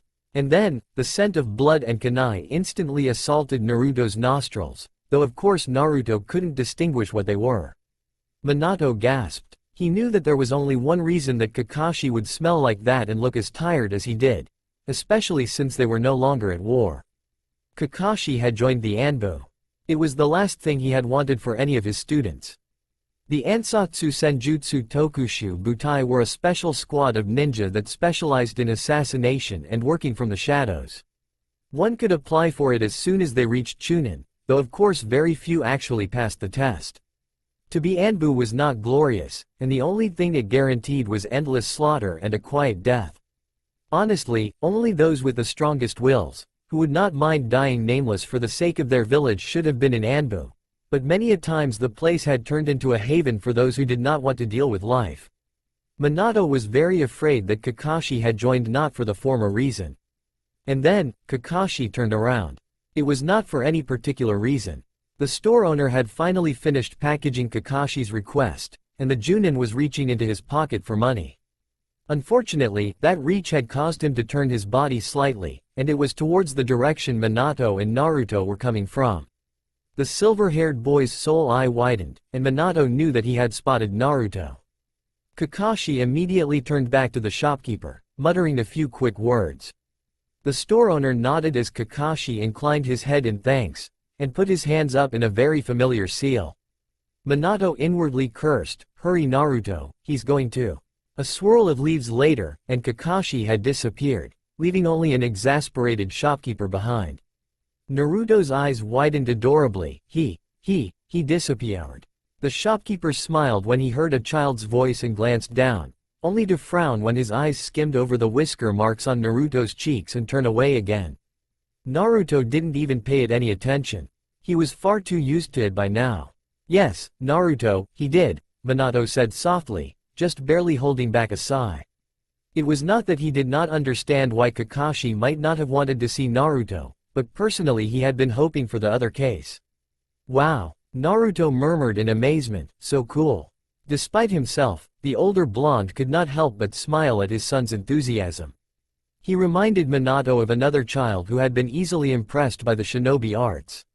That child had turned out to be the love of his life. "Naruto," Minato said suddenly, "that was your Kakashi-Nisan. I was his teacher when I was, before you were born. You remember all those stories you read about big brothers? Well, he is like that with you." For some reason, that caused Naruto's good mood to disappear. He frowned, suddenly gaining a melancholy air. Minato blinked. He would have thought that Naruto would be happy to gain more family. And then, Naruto spoke again, and it all became clear. But if that's so, then he didn't like me." He ran away. Minato could have slapped himself for missing it earlier. Of course Naruto would take it the wrong way that Kakashi had left like that. Indeed, if Minato guessed correctly, Kakashi did not want to see Naruto, but it would not be for the same reasons that the villagers had. Kakashi had more to his circumstances, but Minato could not expect his 3-year-old to understand that. It's like a hide-and-seek game, Naruto, Minato reassured his boy. He almost felt a little guilty for using his boy like this, but he had ignored his responsibilities for long enough, and besides, he was sure that every word he was saying was true. "I'm sure Kakashi will love you very much, but he's kind of afraid of people, so you have to catch him first before he'll see that you're not so scary." Naruto frowned thoughtfully, and for a moment Minato was worried that his explanation wasn't enough, but then his son gave an energetic nod, a bright smile crossing his face. He patted his chest, sounding much too understanding for Miyanto's tastes. "He's like me, right? I know what it's like to be scared. Okay, I'll convince Kakashi-Nisan dad dears no need to be scared of people." Minato smiled sadly, wishing that Naruto didn't have to understand. Still, what was done, and it had given Naruto a wisdom beyond his years. "Thank you Naruto. I'm sure Kakashi will appreciate you very much." He wondered if Rin was hiding somewhere out there, too. Minato decided that he needed to keep an eye out for her. But, first things first, he needed to drag Kakashi out of his slump and back into the world of the living. Hidden. And 9 months, the flouncing frog. The beat of the music was hypnotic, lulling the occupants of the room into a serene daze. Despite the fact that it was a bar, and not a club, the dim lighting and the musky scents in the air made the place seem more sensual than it actually was. It was not surprising for a place named as a tribute to Jiraiya-sama. Hitaki Kakashi sat on one of the stools at the very corner of the bar, his eye hooded as he sipped at his drink and observed the general atmosphere around him out of his peripheral. People were chattering incessantly about their lives or things that did not pertain to their lives in an effort to forget everything miserable for the night. A lot of good humor but also a faint sheen of desperation in their eyes. Some were dealing with it better, looking as though they had actually moved on with their lives, or they were just hiding it better. Anyone who got near Kakashi was met with stone-cold silence, and an impassive stare that was somehow more intimidating than glares. They left quickly after that, not completely able to hide the uncomfortable tilts of their shoulders. It was not that Kakashi wanted to purposefully make them uncomfortable. Unlike some, he did not take joy in watching people squirm. Quite simply, he had nothing that he wanted to talk to with anyone. He did not want to make friends only to watch them leave him, and he did not want to waste time on small talk that was sure to bring him nowhere. If others approached, that was their decision, but whether or not he obliged them was his decision. The Hitaki genius shifted in his seat, adjusting his position to a more comfortable one as he took another swig of his bottle. To be honest, he did not like the bar. The drinks tasted nasty and the girls were annoying. But he had felt like coming here tonight, for some sentimental reason or another. The silver-haired teen had thought he had stamped it out of himself, but sometimes the feelings did come creeping back, and he was as susceptible to them as anyone else. His birthday was coming up, but Kakashi did not feel like celebrating it.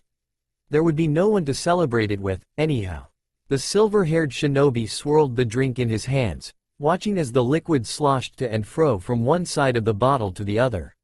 He was turning 17 in a few weeks. It would be just 1 year to add to the life that he had been allowed due to the sacrifices of his teammates. He'd somehow managed to survive nearly 4 years in Anbu while all around him, his teammates died. He thought if he grieved any more, even his body would simply fall apart. And so he'd become numb. Numb to the world around him and numb to the things that he felt inside. He wasn't sure he was succeeding very well, but it kept him going, and that was all he needed. So long as his nightmares and flashbacks did not affect his performance, nobody cared, and he did not want anybody to. He did not want to be taken off Anbu. The work was tough and scarring, but the constant workload kept Kakashi's mind off the memories he so desperately wanted to avoid. He wasn't sure what the alternative would be, but he did not want to find out. And then, the little blonde thing had popped into his life. The first day in the marketplace had been a pure coincidence, and Kakashi had been shocked beyond all measure to see his sensei's son standing so innocently among the villagers. He had known logically that Namikaze Naruto would be somewhere in Konoha, but the child had been kept out of the public's eye for the better of the past 4 years that Kakashi had nearly forgotten about him. He'd left right away. The dazzling features and familiar Uzumaki smile had ripped Kakashi's heart, bringing to the surface the memories that Kakashi had worked long and hard to bury. He had to leave, or risk breaking down. To be honest, Naruto did not look much like Uzumaki Kushina or Namikaze Minato at his age. He was only 3 years and 9 months, which was not old enough for someone to have distinguishing features. Still, with Kakashi's knowledge of who Naruto really was, the connections were all too easy to draw, and there was no avoiding the fact that the new Jinchuriki of Konoha was his mentor's son. Kakashi had hoped to never see the child again, or, if that were too unrealistic, to at least never be in his line of sight again. But that was not to be.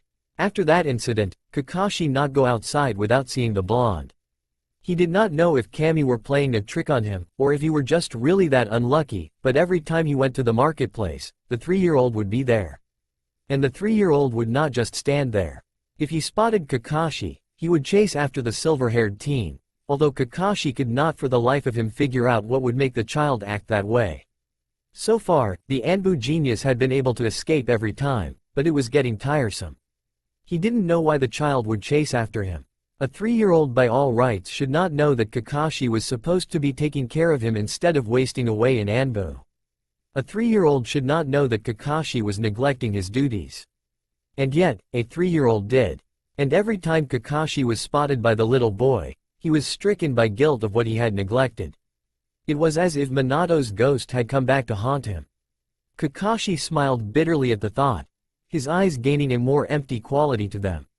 While he was not superstitious, the allegation was true enough. Minato's sensei would not be pleased with what he was doing with himself. Still, even though he knew that, there was nothing else that he could do.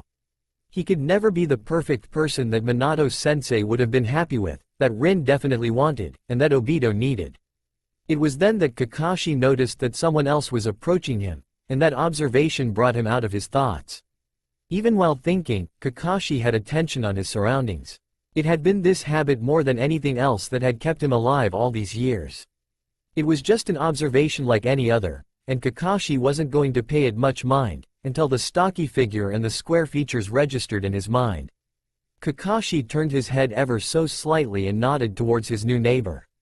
Sarutobi Asuma was one of the few shinobi that Kakashi did know outside of missions. Out of all of Kakashi's acquaintances, Asuma was the one least annoying. He at the very least knew when to keep quiet. "Hey," Asuma smiled as he slid into a seat beside Kakashi. He waved the bartender over, and quickly gave his order. "It's your birthday soon, isn't it, Hitaki? Happy birthday." "Please don't," Kakashi said flatly, turning back to face the front and silently wondering if he'd been too early to judge Asuma as not annoying. He took another swig of his bottle, only to find no liquid coming to meet his lips. Frowning, Kakashi tilted the neck of his bottle over, revealing clear sparkling water droplets sticking to the inside. He had finished the water he had brought to the bar, and he was not going to order another drink from the bartender. The Anbu did not drink. They did not know when a mission might come up, and they always had to be alert. There was no rest for the Ansatsu Senjutsu. He slid off his stool. There was no point in staying here any longer. "What, leaving so soon?" Asuma asked as he eyed Kakashi critically, leaning back against the long table at which they were sitting. "There are things to do," Kakashi said briskly, brushing past the heavier shinobi and heading towards the door. "Geez," Asuma muttered to himself, before raising his voice slightly as he called out to the departing Kakashi. It wasn't loud enough to attract everybody's attention, but it was certainly loud enough to get a fuse. "Hey, it's rare to see you by yourself nowadays, Kakashi. Where's that little blonde growth that's attached himself to you?" "Not here," Kakashi said flatly, turning back around just to stop Asuma from telling every single shinobi present his little problem. "This is a bar." In the span of the time that Kakashi had turned his back on the brown-haired man, Asuma had somehow lit a cigarette and put back his lighter. He still looked as relaxed as ever.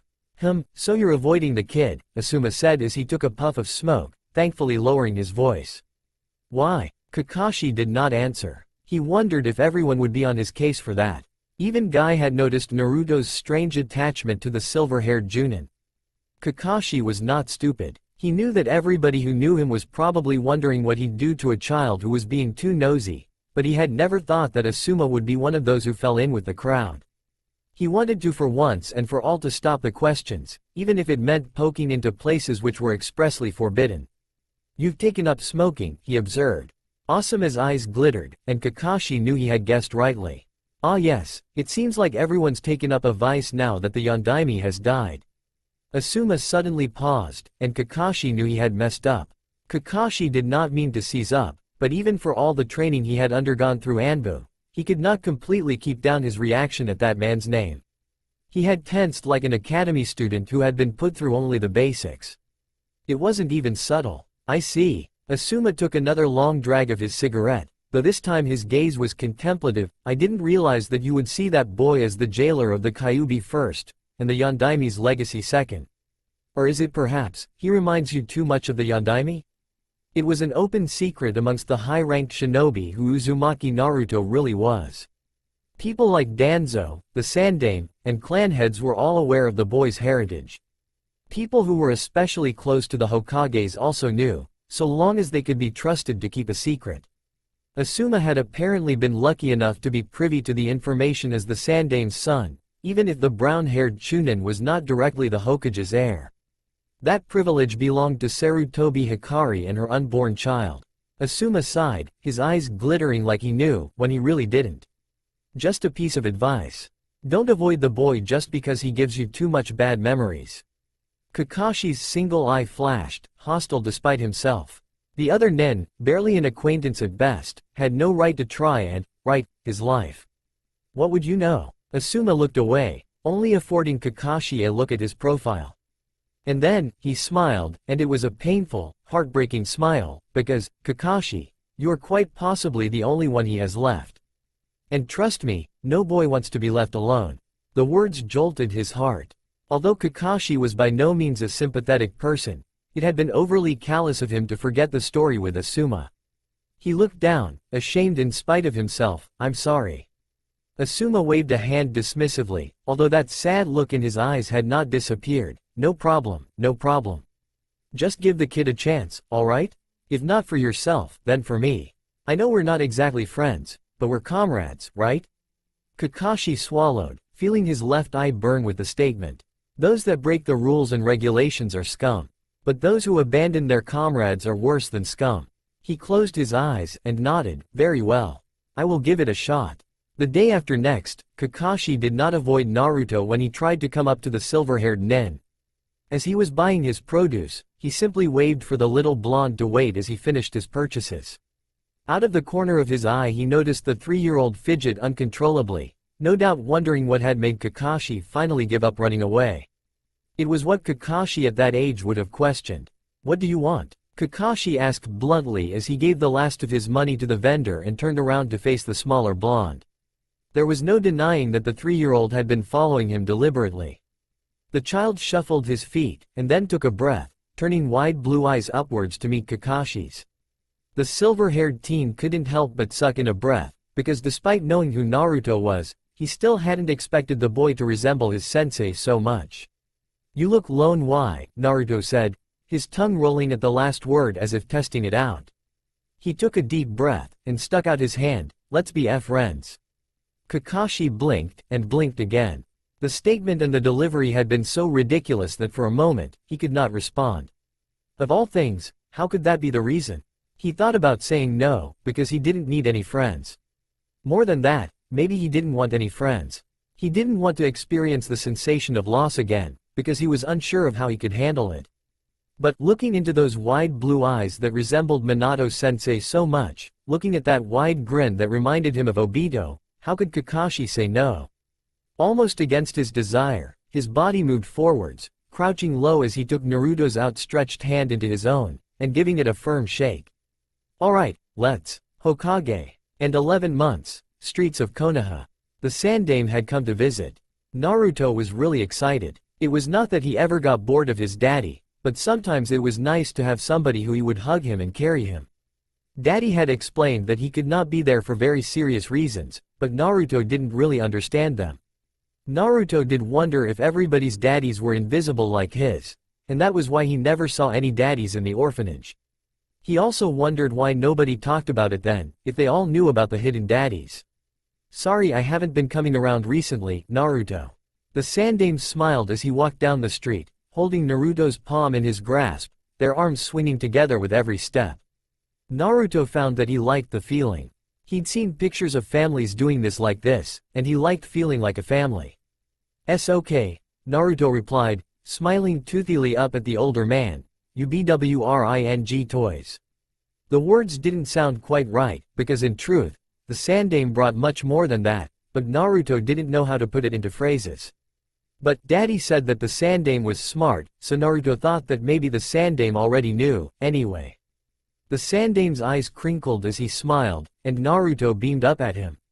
"I heard you've been going out all by yourself now, is that true?" The Sandaime asked with a twinkle in his eyes and a gentle smile on his face. Naruto nodded happily in response, puffing up his chest in pride.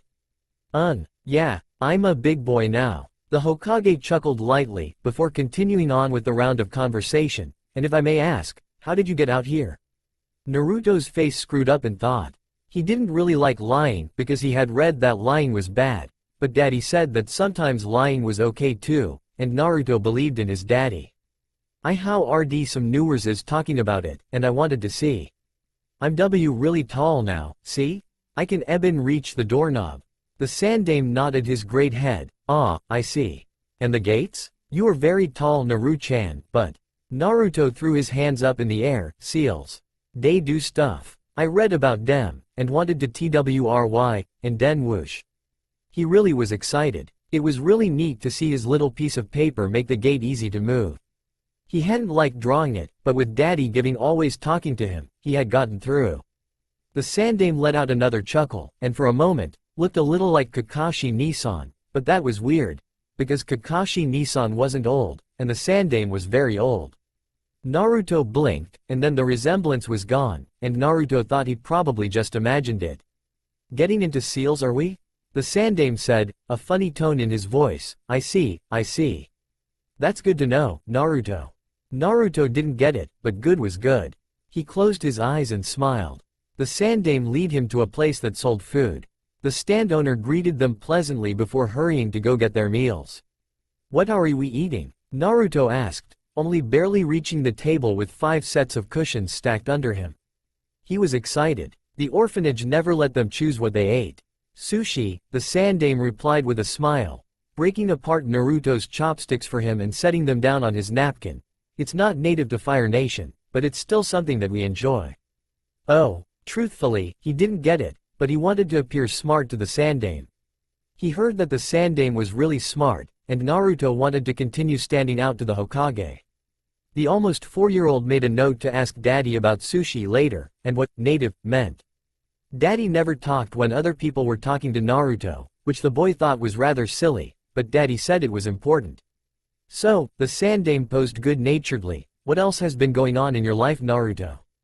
Anything interesting? Naruto stopped squirming and trying to fix his seat by beaming brilliantly at the Sandame. Yeah. I met my Ni-san. Kaka Ni-san. He's really cool. The Sandame chuckled. Is that so?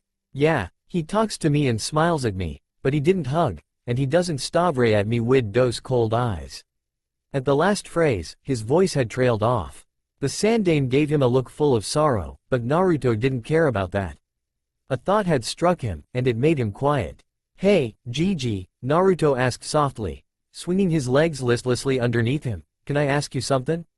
Sure Naruto, the Sandame replied, his voice equally as soft, ask anything you want. I can't promise that I'll answer, but there's never anything wrong with asking. De Stavres, Daour. Naruto struggled to find the words, and shifted his head towards a villager who had just passed one of his strawberry crates to a buyer. They are not cold when I'm with you. They look different. For a moment, the Sandame looked surprised, but then he quickly recovered. Ah, he said quietly, his voice sad. Naruto knew the emotion because Daddy often sounded sad too, even if Daddy never admitted it. Ah well you see, I suppose that emotion that you see is love. Naruto pursed his lips. He knew what love was, of course. He was a big boy. His daddy loved him, and the storybook mummies always loved their babies. And if that look that was directed at the Sandame was love. Den DW really loved you, Naruto said in nearly a whisper. The Sandame looked thoughtful for a moment, and then he patted Naruto's head. He smiled brightly, though there was something strained about that too. That's probably because I'm the Hokage. Ge? Naruto repeated, not really understanding. His daddy had explained that it was the position of the village leader, and that it was what the Sandame was, but never anything more than that. Yes, the Hokage. It's my duty to protect the village, no matter what the cost. And I suppose the villagers are trying to repay that by being extra nice. Ooh, he wasn't sure what, no matter what the cost, really meant, but he did understand the extra nice part. He hated how the villagers looked at him, he really did. Daddy said hate was a strong word, but Naruto was sure he wasn't wrong about this one. Naruto perked up, suddenly breaking out of his slouch as he gave the Sandame one long, accessing look. He wanted that love, wanted it more than anything. Sometimes he found that he did not mind because his daddy was with him, but there were other times when he could not help but mind. He wanted the cold stares to go away. The Sandame blinked down at the little blonde in surprise. Naruto. Naruto took a deep breath, and then nodded up at the village leader. A bright smile split his face, and his blue eyes sparkling with determination. You know I will earn that title of Hokage. Minato did not know what to do. Ever since that meeting with the Sandame 2 months ago, Naruto had been enraptured by the idea of being Hokage. He did not quite shout it out to the world, but whenever he was feeling particularly happy, he would giggle to himself that he would be Hokage one day. It was the same whenever Naruto was feeling sad, except that the giggles would not be present, only a quiet, burning sort of determination. Minato had known that Naruto did not know what it meant. He was only 4 after all, with them having celebrated Naruto's birthday 1 month ago. To be honest, he did not want Naruto to be Hokage, no matter how selfish it seemed. He had been shocked beyond belief when Naruto had first uttered the words, for a moment unable to say anything because of the mixture of horror and memories that had assaulted him. He remembered a similar child, a female with red hair, boldly declaring that she would take the title of village leader even when it was not clear that she had the ability.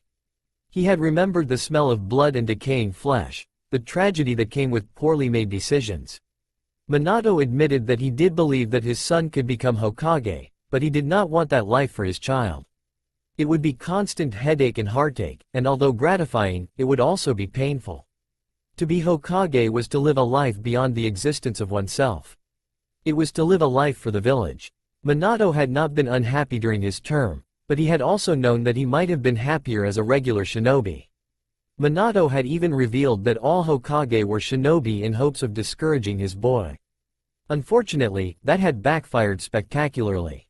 When he told Naruto that all Hokages were trained warriors, and not just any warriors, but the best, he had expected his son to pout and back off because of all the hard work involved.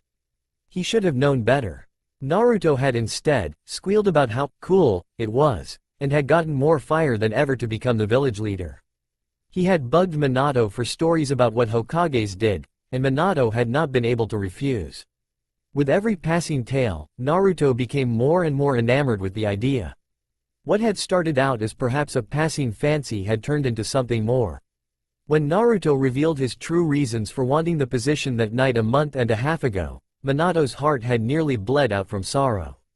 There were other ways of earning acknowledgement, and Minato had explained it to his son. But by that time Naruto had already become dead set on earning the title of Hokage, and there was little Minato could do to deter him. It was so stupid. What Minato had sealed within Naruto ensured that Naruto could not have any life but that of a shinobi's, and yet strangely, Minato was feeling hesitant about teaching Naruto the ninja ways. But it was Naruto's heritage and Minato could not stop that. How long do I have to keep doing this? Naruto complained, puffing out his cheeks in slight irritation and consequently drawing Minato out of his thoughts. They were in the academy forest again, resting against a tree as Naruto tried vainly to concentrate enough chakra to blow off the leaf on his forehead. After finding out that people did not become shinobi by simply declaring it, Naruto had quietly asked for his daddy to help him, and Minato had not been able to refuse. For the past month Minato had begun incorporating a training regime for Naruto outside of games. It was not insanely difficult by any means, but it was somewhat taxing. He had hoped to get Naruto off the idea of being a shinobi so early, but Naruto had stuck through it valiantly. They were currently on the leaf-blowing exercise as far as chakra went, amongst various other physical activities. Until you can blow the leaf off your forehead 10 times out of 10, Minato replied with a gentle smile, sending an affectionate picture to his son. He knew he was being unreasonable, but he wanted his baby to be the best. If his son was dead set on starting shinobi training so early, then the least Minato could do was to make sure that he wouldn't get killed early. I've already explained this to you, Naruto. I can't teach you anything else chakra related until you can do this. Naruto sighed, pouting lightly as he adjusted the leaf's position. Okay. The little blonde had gotten really excited for jutsus. When Naruto had not initially understood what they were, Minato had sent him some images of people performing some basic, C-level jutsus. And then, caught up in the moment, he might have shown some higher-ranked ones that simply looked impressive. Ever since then, Naruto had been obsessed with wanting to learn jutsus, despite the fact that he was far too young for them. Minato had tried to explain as much, but Naruto had just tuned him out. In the end, Minato had decided that this may be a perfect opportunity for Naruto to learn chakra control. After all, Naruto was the jailer of the Kyuubi, and as such, would likely have more trouble with the concept than any others his age. But, Minato added, not just for the sake of it, if you're tired, we should probably stop for the day. Naruto paused for a moment, looking as if he were seriously considering it, and then he shook his head. The leaf lost its position and fluttered to the ground, but neither of them paid it any attention. I'm still good. But, can we play firefighter afterwards? Minato chuckled at the reply. Even if he was unsure about the source, it was nice to see that his child had such dedication. However, his child still hadn't lost the playful innocence that Minato wanted to keep in him. Yes, of course Naru-chan. Firefighter will be fun. Big brother. And 2 months, Konoha orphanage gates. Kakashi was nervous. He wasn't sure what had prompted him to, but somehow he had found himself promising to spend an entire day with Naruto. It had happened so very quickly. One moment Naruto was crying over something the villagers had said to him, and the next moment the silver-haired teen found himself in this predicament. He had no idea what to do. It was one thing dropping in on Naruto every once in a while to give him a stiff greeting. That did not require him to gaze too much upon the face that so closely resembled Minato-sensei's face that he could practically feel his heart being wrenched open. It fulfilled his obligations to the impulsive promise he had made to the smaller blonde without forcing him to take a step he knew he'd never be ready for. He met Naruto at the orphanage gates. The little boy was waiting by himself, leaned up against the old outpost. Every once in a while a shiver reeked his body, for the stages of winter were coming, and while Fire Country was spared most of the harshness of the season, it was still colder than usual outside. "Naruto?" Kakashi asked as he floated down to meet the young boy at the gates. He'd been jumping on trees previously, and had even seen a ruffle of dark-colored clothing that hinted towards the Anbu recruit who had been assigned to guard the Jinchuriki of Konoha. Naruto, who seemed to be an observant type of person by nature, surprisingly didn't seem to notice him until Kakashi had landed. The blonde startled, but recovered just as quickly, sending up a bright smile to the older shinobi. Kakashi strode forward, frowning as he leaned down and tightened Naruto's collar. The blonde was wearing nothing but a shirt and shorts, which was abysmally inadequate. "Are you trying to catch a cold? These clothes aren't enough to keep you warm." "Don't really have other clothes," Naruto said with a shrug, an expression on his face that ill-suited him. But then his eyes brightened and the moment passed. "Well, I do have this coat thingy that the Sandame bought me for my birthday, but it's too big and heavy and I didn't want it to slow us down." "Duh. Some people thought I was being silly, but I'm not, am I? We're going to be doing lots of fun things. Dad don't need a big fat coat slowing us down, right?" Naruto was looking at him with wide earnest eyes, the most beseechingly pleading expression on his face. Kakashi pinched the bridge of his nose. "Where are your guardians?" That seemed to shut Naruto down. Confusion flashed across those wide blue eyes, replacing the earnestness. "Huh? The people at the orphanage who take care of you," Kakashi clarified. "You know, the ladies who take you out to play and stuff." Oh, finally Naruto seemed to understand, and his reaction was about what Kakashi expected. His face fell. Children never liked to be reminded that somebody was in charge of them after all. "Don't got any of those." "Ah, I see," Kakashi nodded, only to pause as he ran the words through his mind again. "Wait, what? Done really have a guardian from the orphanage," Naruto said hesitantly, ducking his head and shifting his feet as if he were the one who was guilty. "I mean, I know what those are, because the other kids have them, but I guess no one likes me enough to. I guess I haven't really earned their respect yet." "I get that." And then his head snapped up, his eyes insistent, "But I do have other guardians. Anbu-san up in that tree over deer looks out for me all the time." Kakashi felt too much to even take note of the fact that a 4-year-old had just identified a shinobi who had probably spent years training in stealth so that even cages might have trouble finding him. He felt his fists clench at his sides. Was Naruto saying that none of the orphanage patrons looked after him? And then, as quickly as the stab of fury had hit, it dissipated, leaving only shock in its wake. Anger was not an emotion that he'd felt for a long time, or maybe it was more accurate to say that he was in a constant state of smothering rage. Either way, this spike of emotion was unusual, and that was worrisome. What if he felt such impulses during a mission? He'd overheard the higher-ups talking, and he knew that it was only a matter of time before he was promoted to an Anbu captain. He did not care much for the promotion itself, but he knew what the responsibility meant. He'd learned it all those years ago with that disastrous mission on the border of Iwa which had taken from him half of everything. He could not afford to have emotional outbursts and possibly jeopardize his teammates. "Never again. You should still wear a coat," Kakashi said dully, because what else could he say? He could not get mad at the civilians for simply displaying human nature, otherwise you'll catch a cold. "I'm practicing circulating chakra," Naruto chirped brightly. "It's supposed to help with keeping warm, you know." Kakashi blinked, and blinked again, snapped out of his bitter thoughts. But Naruto just kept smiling, as if it wasn't completely ridiculous for a 4-year-old to be able to manipulate chakra in a way that some chunin had trouble with. Not for the first time, Kakashi felt his image of Naruto splinter. Despite the fact that Naruto had Obito's smile, Naruto was not his friend. Obito had been well-wishing and energetic, and Kakashi wished that he had learned to appreciate it sooner, but he was not in any way intelligent in the conventional sense. Naruto on the other hand, could very well be another prodigy in the making. That's great, Naruto, Kakashi said, trying his best to swallow the lump in his throat. He had no idea how to feel about this, so he did what he did best. Run away. Let's get moving, shall we? Naruto said happily, taking a step forward and showing that he was ready to go. But where are we going? A movie, Kakashi muttered, hesitating for just the smallest of moments before taking Naruto's hand. While he never quite understood why Minato-sensei and Obito and Rin had always insisted on contact, he did have to admit that it would be easier guiding a small 4-year-old along if they held hands. Naruto's beaming face made Kakashi nearly drop his hand, but the silver-haired Junin was one of the most feared shinobi of Fire Nation for the Shodem Sake, and he wasn't going to let a 4-year-old scare him off. They walked towards the village proper at a sedate pace. Naruto was chattering about squirrels and chairs and knights, and Kakashi had no idea how those things even related, so he allowed his thoughts to drift. Not for the first time, Kakashi wondered if this was such a good idea after all.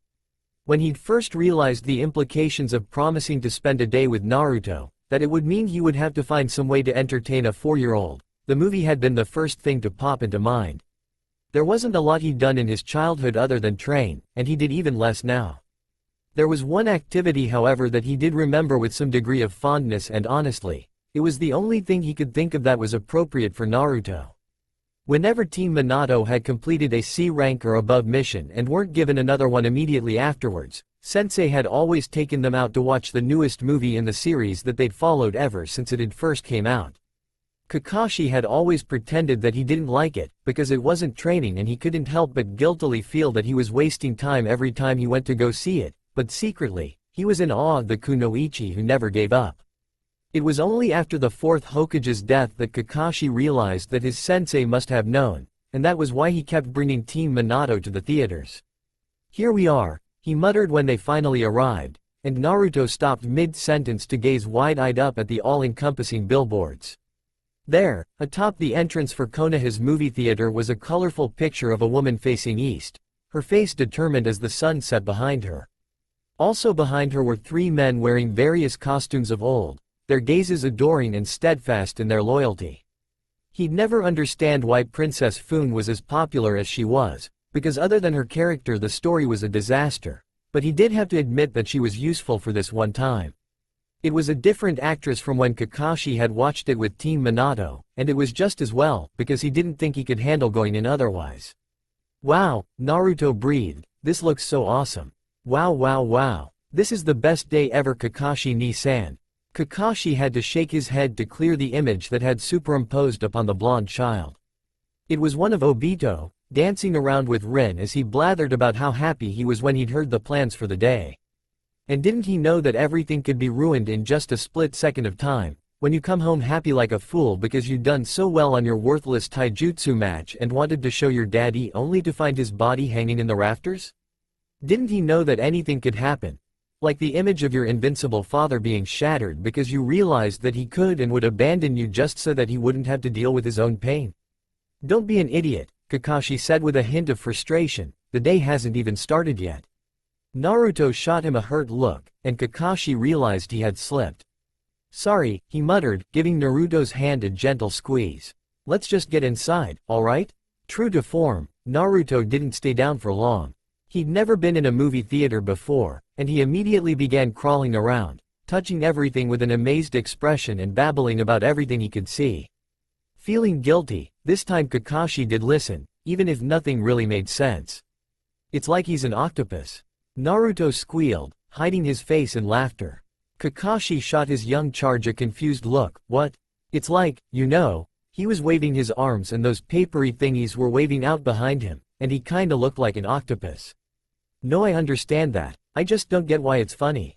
Naruto shot him a look like he was the dumbest person on the planet. Kakashi didn't know whether to be amused or frustrated about that, because whatever else he was, it could be agreed that Hitaki Kakashi was not stupid. Still, he did have to admit that it was refreshing to have someone who didn't think that he already knew all the answers. Finally the movie started, and it was with no small amount of relief that Kakashi settled Naruto down. They were getting glares from some of the others who had come in to watch the latest in the Princess Foon series, But Naruto didn't seem to notice those, so Kakashi also took no particular interest. The opening credits began rolling, and Naruto wouldn't stop whispering about how cool everything was. Kakashi, who'd never really cared much if other people were being inconvenienced, didn't bother to shush him. When the actual film began playing though, Naruto fell dead silent. Kakashi chanced a look at the blonde only to find the 4-year-old staring wide-eyed at the screen, utterly entranced by the story playing out. Following the smaller blonde's gaze, Kakashi allowed himself to relax and to also enjoy the movie. The plot was as predictable as always. The princess's group came across some people who wanted help and presumed therefore, that they needed it. Plans were made, betrayals happened, and a last battle, of course, was conducted. It was all very mundane. And yet, as long as I live, I will turn everything I have into strength, and I will show that I can cut a way open. And yet Kakashi couldn't help but be reminded of Minato, of Rin, and especially of Obito. Those three had never given up, had they? Even when their lives were at an end, even when the fearful clutches of death were reaching out towards them, they were still able to joke and to dream about the future. Kakashi choked on his breath. He couldn't do this after all. He couldn't. He wanted to shut down, to bury everything that was not logic and calculation because he didn't want to couldn't feel something like this without going insa. What's the matter? Naruto's voice broke through his thoughts, through the silence that had somehow descended upon him. The tone was curious but concerned, and just low enough that nobody around them could hear. Kakashi closed his eyes. It was then that he detected the faint wetness behind his eyes, and how two thin trails of damp coolness were trailing down his cheeks. He realized that he was crying. He turned to look at the one he had chosen to take with him to this movie, and for the first time, Kakashi was able to see the boy beyond the two great shadows of his teacher and his best friend. And now he remembered why he had enjoyed these movies so much. It wasn't Fun or even the movie itself, it was the setting. The memories were not ones of the negative kind, and he really had no right to make this about him and what he'd lost, did he? He'd been awed by the princess, yes, but there was a small secret part of him that simply enjoyed spending time with his team. They had fun here. He'd never say it, but they had formed a pseudo-family around him, and it was here at the movies that he felt that the most, with Rin and Obito pressed up against him and Minato-sensei overlooking them all. "I'm fine," he said with a weak smile. It was the first smile he'd given in years, and it was shaky yet, but he felt as if Naruto deserved one. Reaching out a hand, Kakashi grasped Naruto's little digits within his own and gave it a gentle squeeze. He wasn't completely cured yet, of that he knew very well, but this was a start. Minato's and Obito's ghosts were still very much present, but for the first time in a long time, he felt that he looked beyond them. And what he had found was humbling.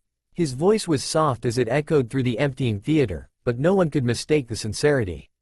"Thank you for accompanying me today, Naruto." The little ramen shop. In 4 months, 3rd district of Konoha.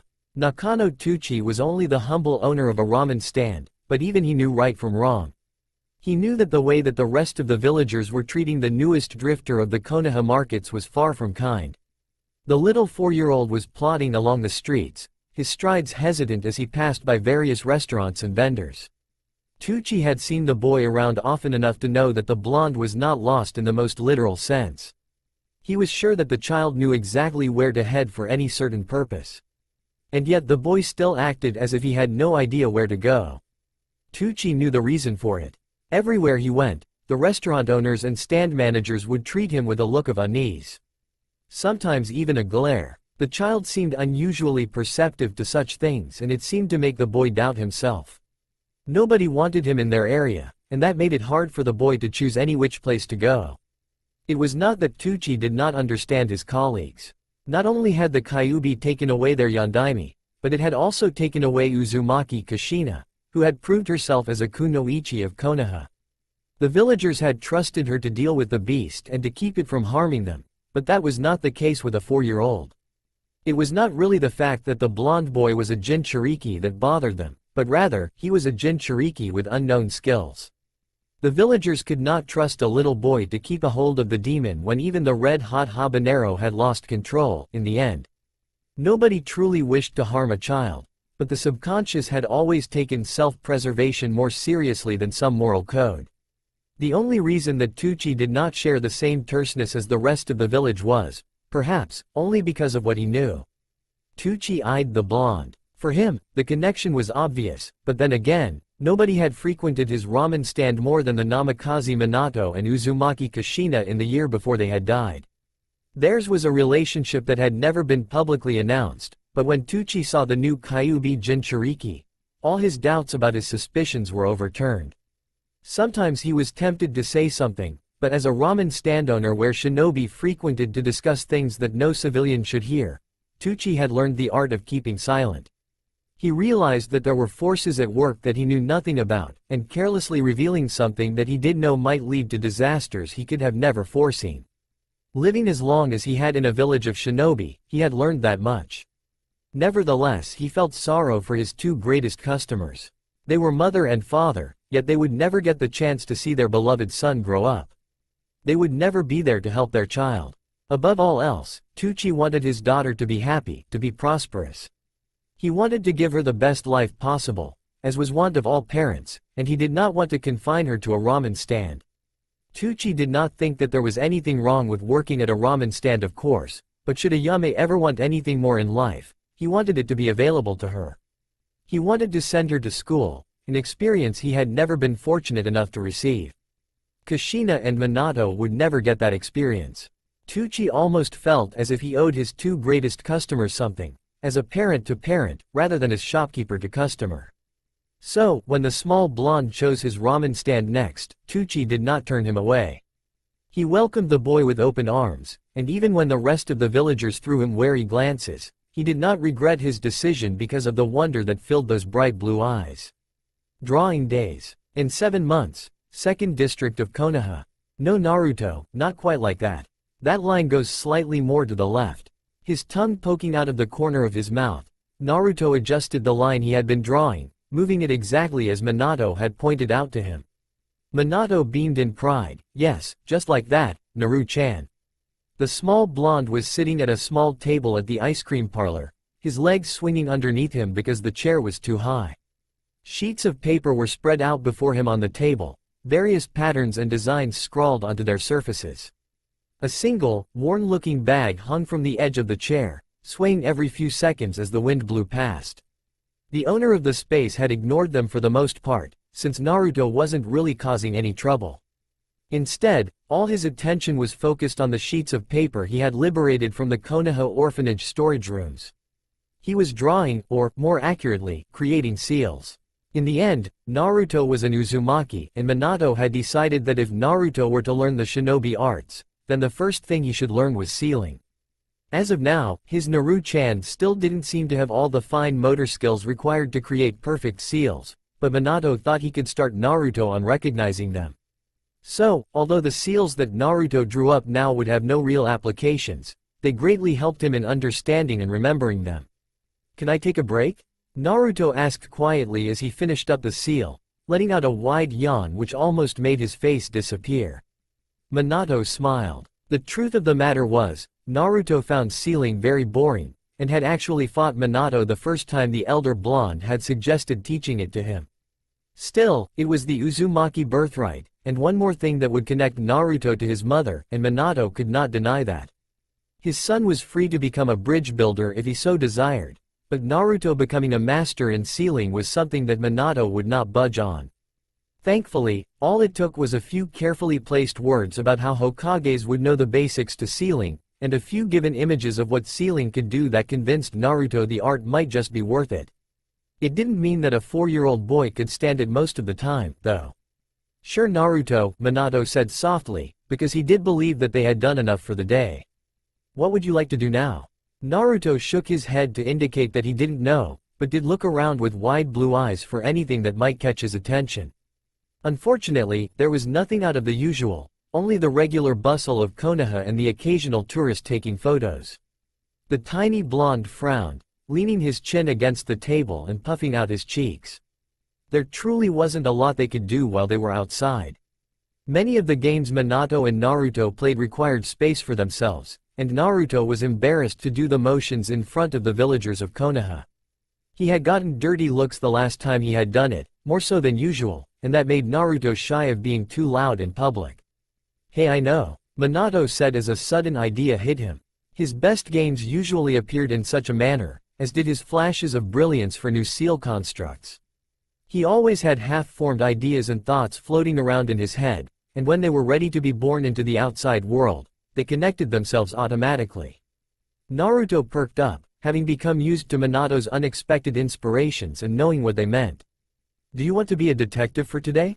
Minato asked mischievously, winking at his child even though he knew Naru-chan couldn't see it.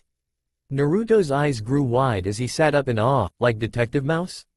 Minato nodded seriously. "Yes, Naruto, exactly like Detective Mouse, except, even better, maybe." Naruto squirmed in his seat, looking anxiously around, "But there are no mysteries." "Sure there are, Naru-chan. You see that lady who just walked by?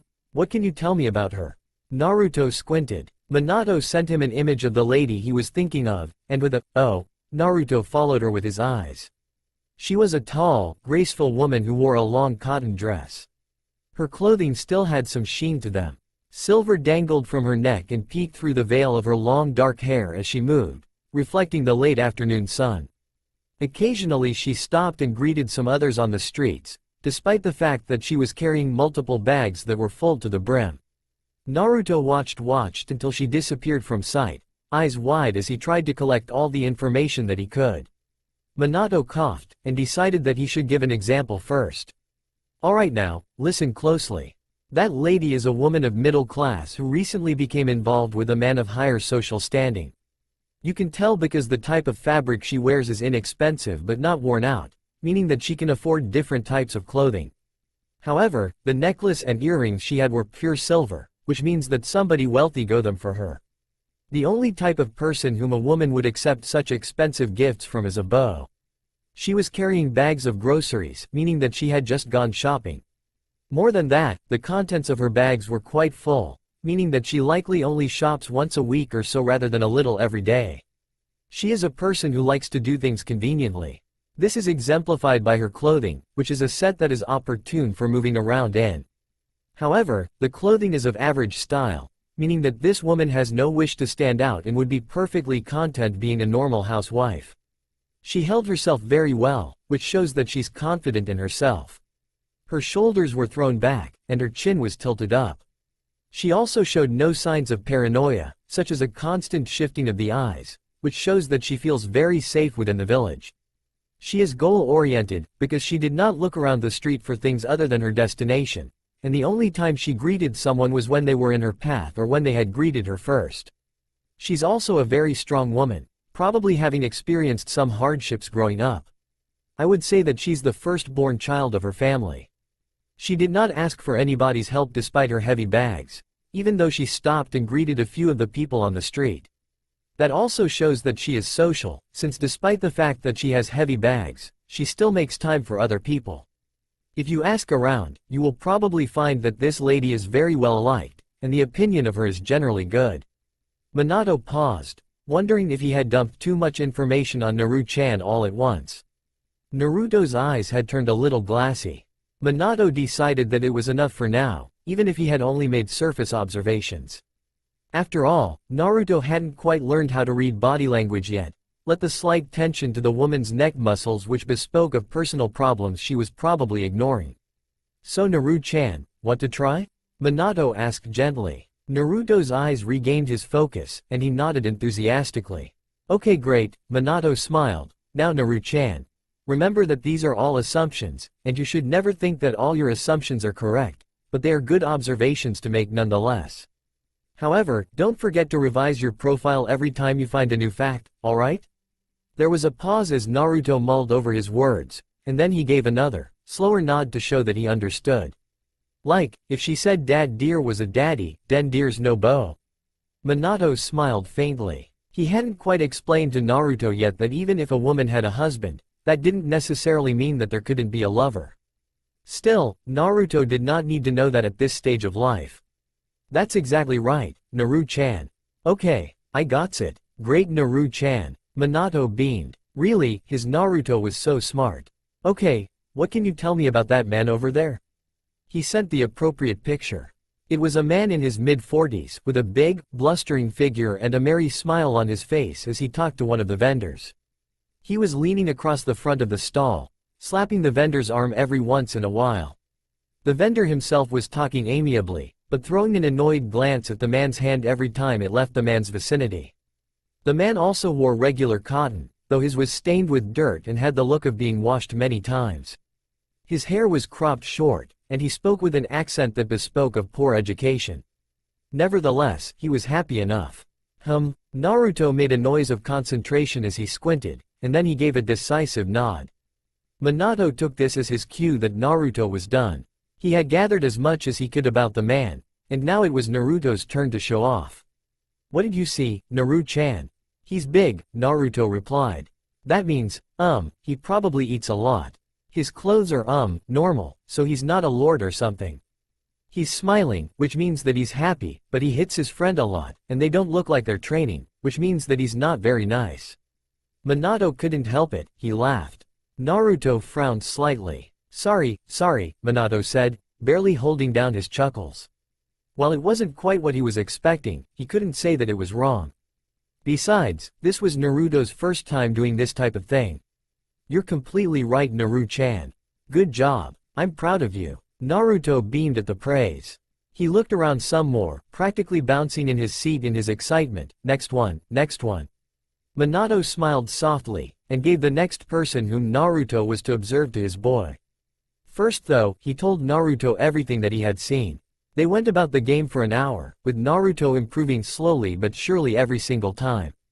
By the end of it, Naruto's throat was going dry, and Minato decided that it was time to end the game. Naruto's excitement dissolved, and he looked back at his pencil and papers forlornly. He evidently didn't want to go back to sealing. Minato could only shake his head.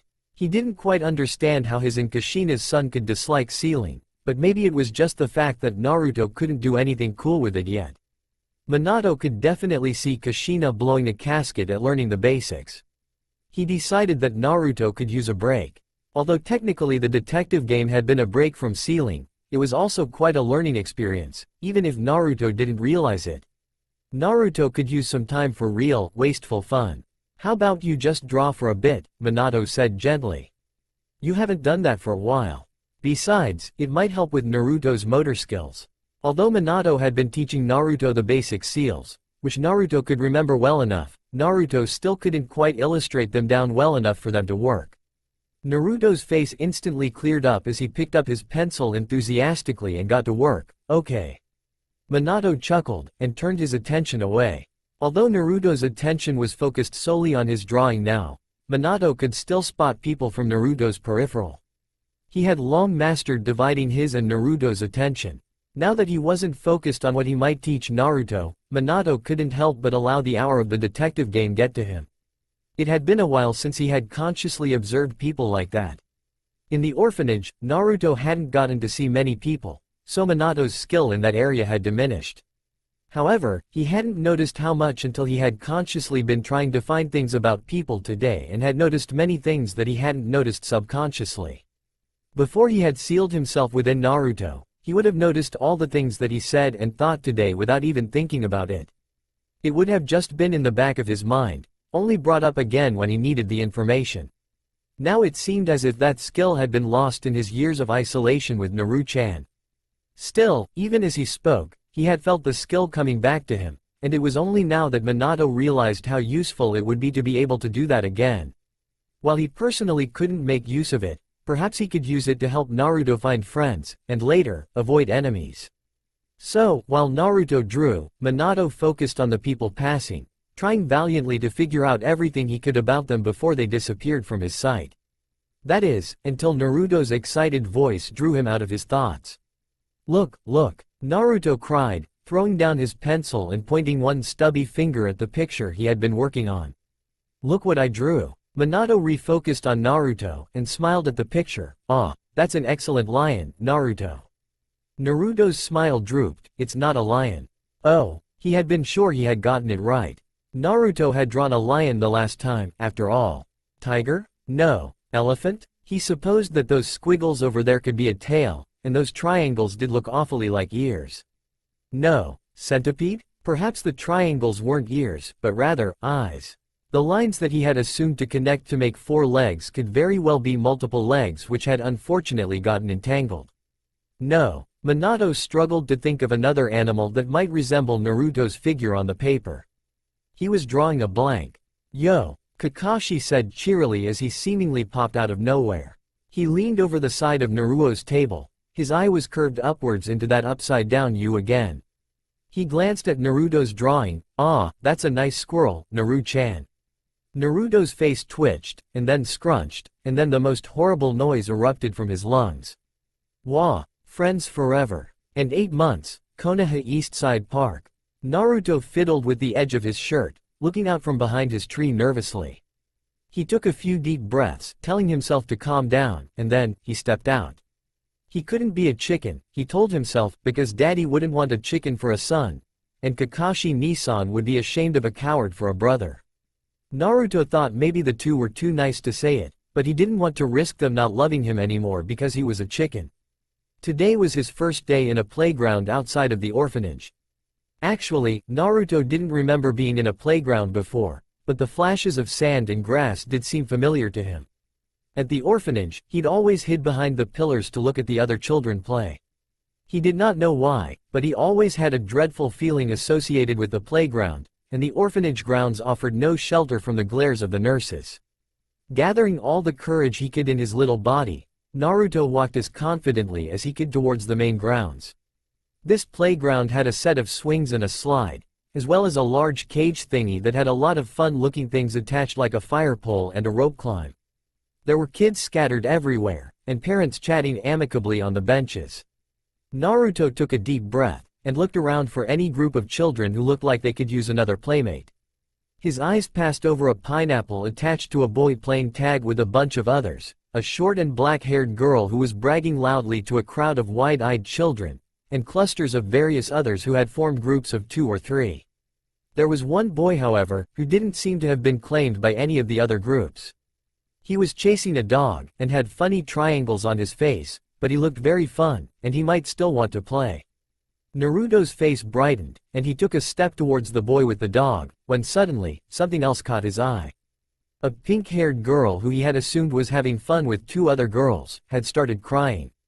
She had her face in her hands, and tears leaking out from between her fingers, but the other 2 girls who were with her did not start comforting her. Instead, they were grinning maliciously. Naruto frowned. "I think they're bullying her," Daddy said, speaking up for the first time since they got to the park. Sometimes, Naruto wondered if Daddy could read minds, because he always saw through Naruto's lack of understanding. That means, those 2 girls aren't being nice to the last one. Oh. Naruto's eyes widened in understanding. He knew plenty of people who weren't nice to him, and he didn't like the feeling one bit. He recalled that at those times, he had always wanted someone to notice him and to approach him, and to assure him that it was not the whole world which was against him. But they're her age. The only people who had been mean to Naruto were the really tall people and the really old people. Usually if Naruto was able to find one of the other orphans without the nurses around, they'd get to play a good game. Daddy sighed sadly. Children can be cruel as well. Remember that adults were once children too. Naruto paused for a long moment, contemplating that, and then he puffed out his chest. "It's not right." Daddy hummed, but there was a smile in his voice. "No, indeed it isn't, Naru-chan." Naruto nodded to himself, and marched over to the 3 girls. They were sitting on the grass field some distance away, but Naruto was used to running around the forest, and the walk seemed like nothing. He stopped in front of them, coughing to get their attention. The 2 girls who had been laughing with each other looked up, blinking as suddenly, their territory was invaded by a blonde-haired stranger. The pink-haired girl hiccuped once and tried to stem her crying as she also looked up, a hint of curiosity in her eyes. "Hey," Naruto said, crossing his pudgy little arms in front of his chest, "leave her alone." There was a moment of silence in which the 3 tried to process what exactly he was demanding. The pink-haired girl seemed to be the one to understand first, because she allowed her hands to drop from his face and smiled brilliantly at him.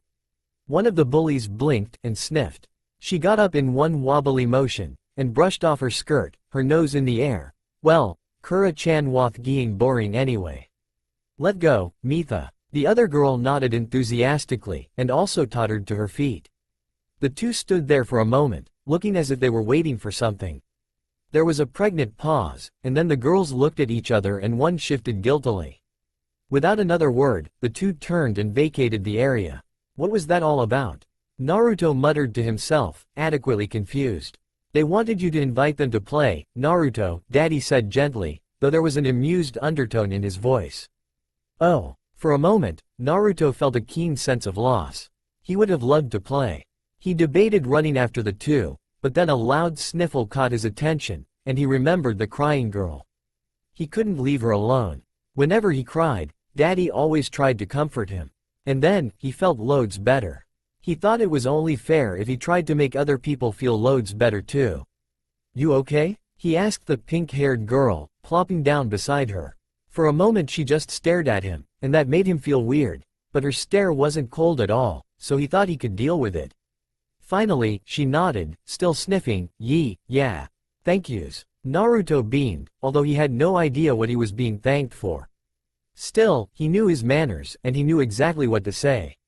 You're welcome. There was a pause, in which none of them really said anything. Naruto shifted, uncomfortable with the silence. He thought back to what he said, and realized that he hadn't actually done anything that Daddy usually did at all. He tried to think of what to say. Is anything wrong? Naruto finally asked, and at the girl's confused look, waved his arms empathetically. I mean, you were crying. Oh, the girl looked down, fiddling with the edge of her sundress. Nobody will play with me, so I was sad. Naruto frowned at that. He knew exactly how it felt when nobody would play with. That's alright then. I will play with you. Naruto stopped in the middle of his declaration when he realized that he didn't actually know the girl's name. How silly. He jumped up, grinning. I'm Naruto. What's your name? The girl's mouth opened and closed, and then she too bowed in greeting. Sakura. But I don't know if you'll want to play with me. Why's that? Naruto asked, curious. I've got a big forehead. Sakura said, her eyes suspiciously shiny. Wow. Naruto had read that princesses had shiny eyes, but he hadn't been able to imagine it before. You're a princess, Sakura-chan. Naruto said happily, spontaneously hugging the girl. While he hadn't actually been hugged much in his life, his daddy always gave him images of him being hugged, and besides that, he had read that hugging was what friends and family were supposed to do. Sakura stiffened in his arms. Huh? You are a princess, Naruto said to himself in amazement as he stood up again. And then, he grinned, and struck a pose, so I'll be your knight. Let's go find the super secret medicine for the queen, Princess Sakura-chan. Sakura blinked, and blinked again, and then she giggled and also stood. Can I be a magical princess who has special powers? Course Sakura-chan. Naruto exclaimed, and our enemy will be a meanie warlock who stole all of our cookies. Oh no. Sakura gasped, looking horrified. For real, not my mom's cookies.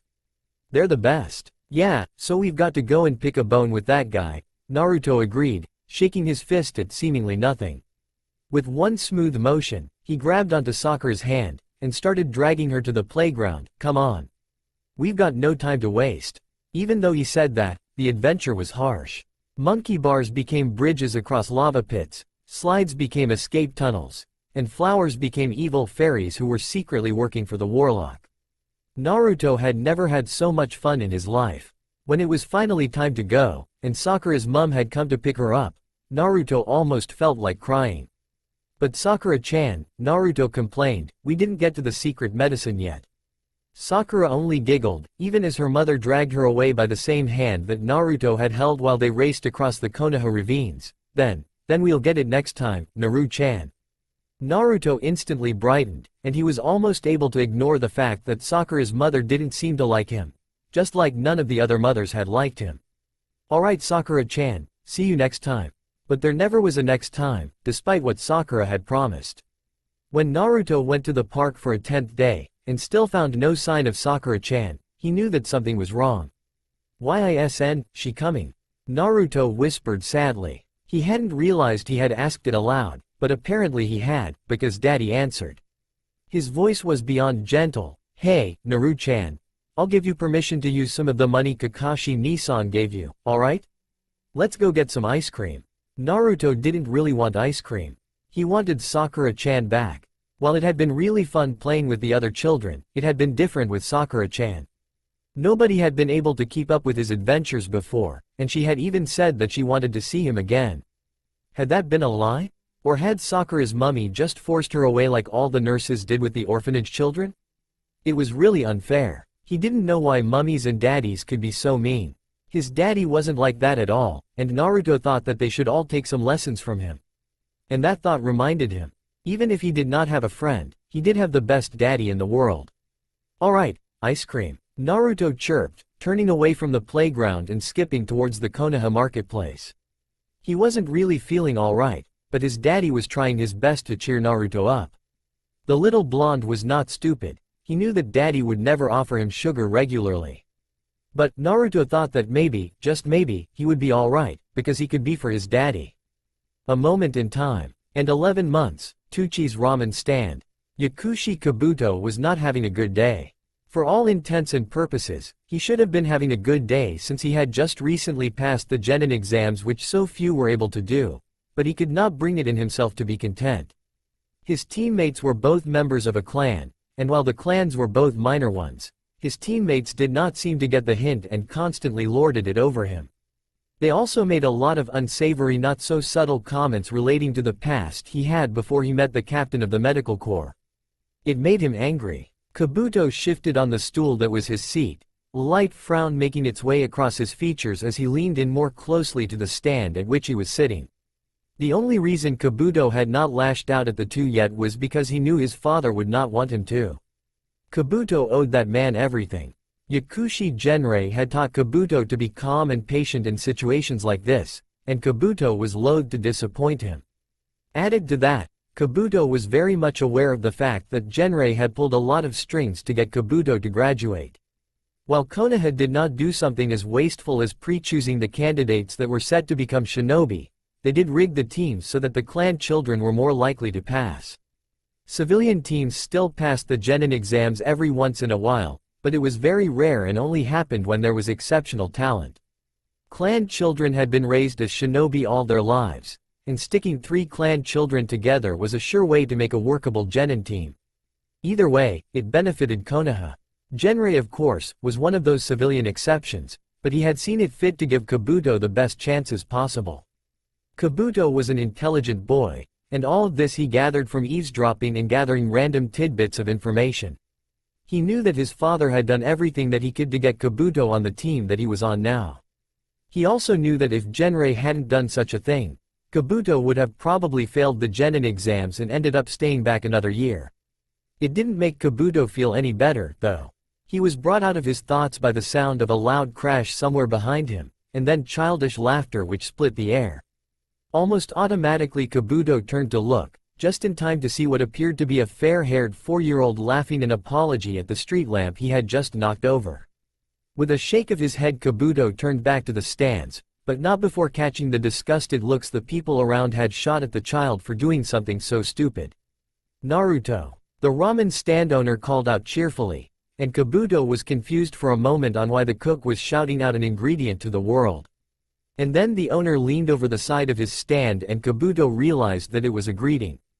Tuchi-san, the blonde exclaimed back with an equal vigor, scrambling to the nearest empty stool. Unfortunately, it happened to be the one beside Kabuto's. Kabuto barely restrained a sigh. It was obvious that the stand owner and the child knew each other, and he had little wish to be caught in between what was bound to be an exuberant exchange. It was just then that the stand owner's attention turned back to Kabuto. Have you ordered yet? Kabuto shook his head. No, not yet. I was still thinking over what I wanted. This was the first time he'd ever been to a ramen stand. It was part of the reason he was here in the first place. Nobody would expect him to be here, and hence, he was less likely to be found and be forced through conversations he did not particularly desire at the moment. You should order miso, the little boy named Naruto whispered conspiratorially, it's the bestest. Kabuto's lips twitched into an amused grin. He had no idea whose kid escaped from them, but he did have to admit, this little Naruto was cute. Maybe it wasn't so bad that the child had chosen to take a seat next to him. is that so? Uh-huh. Naruto nodded like it was the most serious thing in the world, as all kids were wont to do. Tucci chuckled, reaching over across the stand and ruffling the child's hair. Little Naruto here likes to help out. He's always giving new customers advice on what to order. Naruto basked in the hair ruffling, the beam on his face brighter than Fire Country's sun. Everything you have is good, but your miso is still the best. And I'm not so little anymore, Tucci-san. I'm nearly 5. The last was said with a bit of a pout. Tucci and Kabuto shared a look of amusement. Kabuto did order miso in the end. He couldn't really see a reason not to, and true to Naruto's word, it was rather delicious. This is good, Kabuto said with a smile as he looked to the smaller boy. You're not bad at choosing these things, Naruto-chan. I think I might come to eat Shiraku's more often. You should, you should. The child beamed. The food is really good, but Tucci-san is gooder. Kabuto chuckled at the reply, but he thought he understood where Naruto was coming from. There was a strange sense of peace and acceptance that he got at the ramen stand, though he hadn't noticed it before because he was so focused on his thoughts. It was almost like being back home in the library, where he knew that nobody would disturb him. They chatted for a little while longer. Tucci had long since gone to help other customers, but Kabuto didn't mind. Talking with the 4-year-old was fun. He was very amusing, and sometimes he had interesting viewpoints. It was a shinobi village though, so soon their conversation hit a dangerous patch. Naruto's eyes widened at Kabuto's humorous reiteration about what one of his teachers had done during his graduation exam. The eye widening hadn't, however, been because of what Kabuto thought it would be. Wow, you're a ninja. Kabuto's smile tightened, the disastrous meeting with his teammates still fresh in his mind, only since a few days ago. I'm afraid I can't tell you any exciting stories yet. The 4-year-old, surprisingly, seemed to pick up on his unease, because in the next moment, he was frowning. Kabuto-san, don't you want to be a ninja? Kabuto let out a breath. Now wasn't that a loaded question? Being a shinobi wasn't nearly as glamorous as everybody thought it was. He'd worked under Genrei long enough to know that.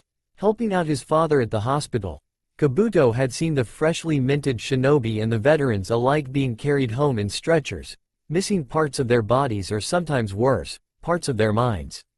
He'd nearly given up on the prospect of becoming a shinobi then, if it weren't for the fact that he wanted to prove himself different from his previous village. As it was, he felt the need to serve Konoha wholeheartedly. To show his father that he hadn't been wrong in saving Kabuto.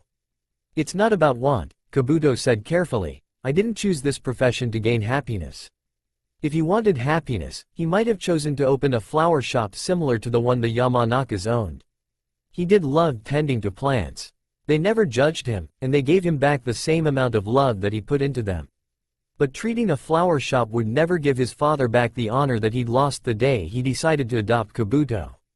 Flowers were at best mementos to the deceased, and Genrei's legacy would forever be preventing death and the need for flowers. The look on Naruto's face was nearly heartbroken. But if you're ninja, everyone'll love you. Don't you think you'll be happy being loved? Kabuto chucked bitterly. I don't think it works like that. Naruto only shook his head in response. Nah. It will so work like that. Everyone will see that you're trying super hard, and then they'll be touched and then they'll love you. I'm not saying that it'll be easy, but it'll happen, believe it. Kabuto looked at the little blonde child and his innocent cherub face. If you still believe that in 8 years when you're a genin, then I might start listening to you.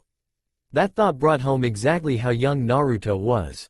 I can't believe I'm arguing with a 4-year-old, Kabuto muttered. I'm almost 5. Naruto protested, holding up 5 chubby fingers as if that somehow supported his point. Right, Kabuto said as if he were only humoring the other boy, but he did have to admit that it certainly didn't feel like he was arguing with a 4-year-old. Naruto probably had more intelligence than both of his teammates, combined. Oh yes, he was feeling vicious. That somehow got them off the topic of shinobi, and onto areas of conversation Kabuto had no idea even existed. Before he knew it, his noodles were finished and the cup had long since grown cold. They were in the middle of an interesting variation of I Spy, when Naruto suddenly cut himself off and puffed out his cheeks. He looked for a moment as if he were arguing with himself, and then his face fell dramatically. What's the matter? Oh, Naruto said morosely, I need to get going. Time passed really quick today, didn't it? The matron at the orphanage is putting everyone to sleep soon, And I have to be back before then or else I might wake people up and then she'll be mad. Kabuto blinked at the confusing order of events and Naruto's logic. He sighed. He supposed that no matter how intelligent Naruto was, he was still a child. Your matron is just worried about you, Kabuto assured with the faintest hint of a smile. Trust me, I know. My father is like that too. He never wants me to stay out too late because he's afraid that I'll get kidnapped or something. Naruto just gave him a long, sad look. Daddies are the bestest, aren't they? Naruto asked quietly, before hopping off his stood and giving Kabuto a wave of goodbye. Come here again. Kabuto watched the blonde leave carefully, and couldn't help but come to a startling revelation. The eyes that followed Naruto. They were the same as the ones that followed him. That's all for now. If you want to see next part, then please like this video and subscribe my channel. Thank you.